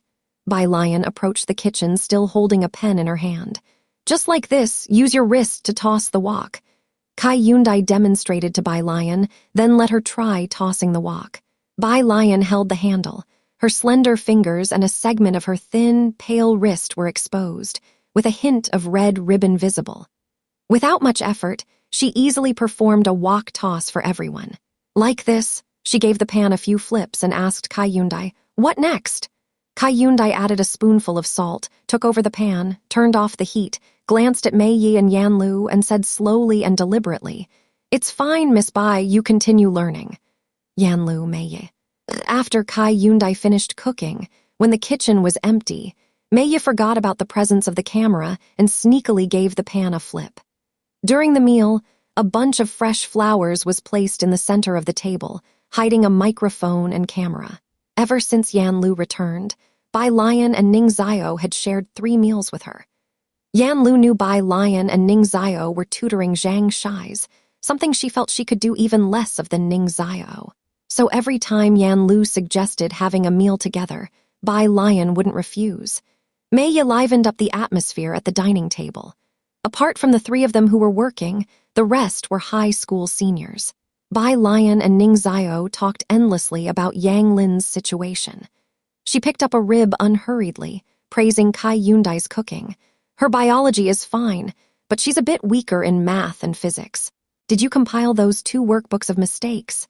Tang Ming and I found those problems. They should be able to help her." Ning Zio considered for a moment. She missed the biology competition, otherwise it would have been better. At school, he and Chen Zhu, among others, had participated in competitions. As for Yang Lin, she'd been so busy working that she had no energy for anything else. Kai Yundai also found an opportunity to discuss the contract with Bai Lion, while Pu Ziohen asked Yan Lu about fun stories from filming Great Yang and when the inside scoop would air. Yan Lu's participation in Come Here Friend was originally for promoting Great Yang, so when Pu Ziohen brought it up, she smoothly responded. Pu Ziohen also boldly asked to add Mei Yi on WeChat.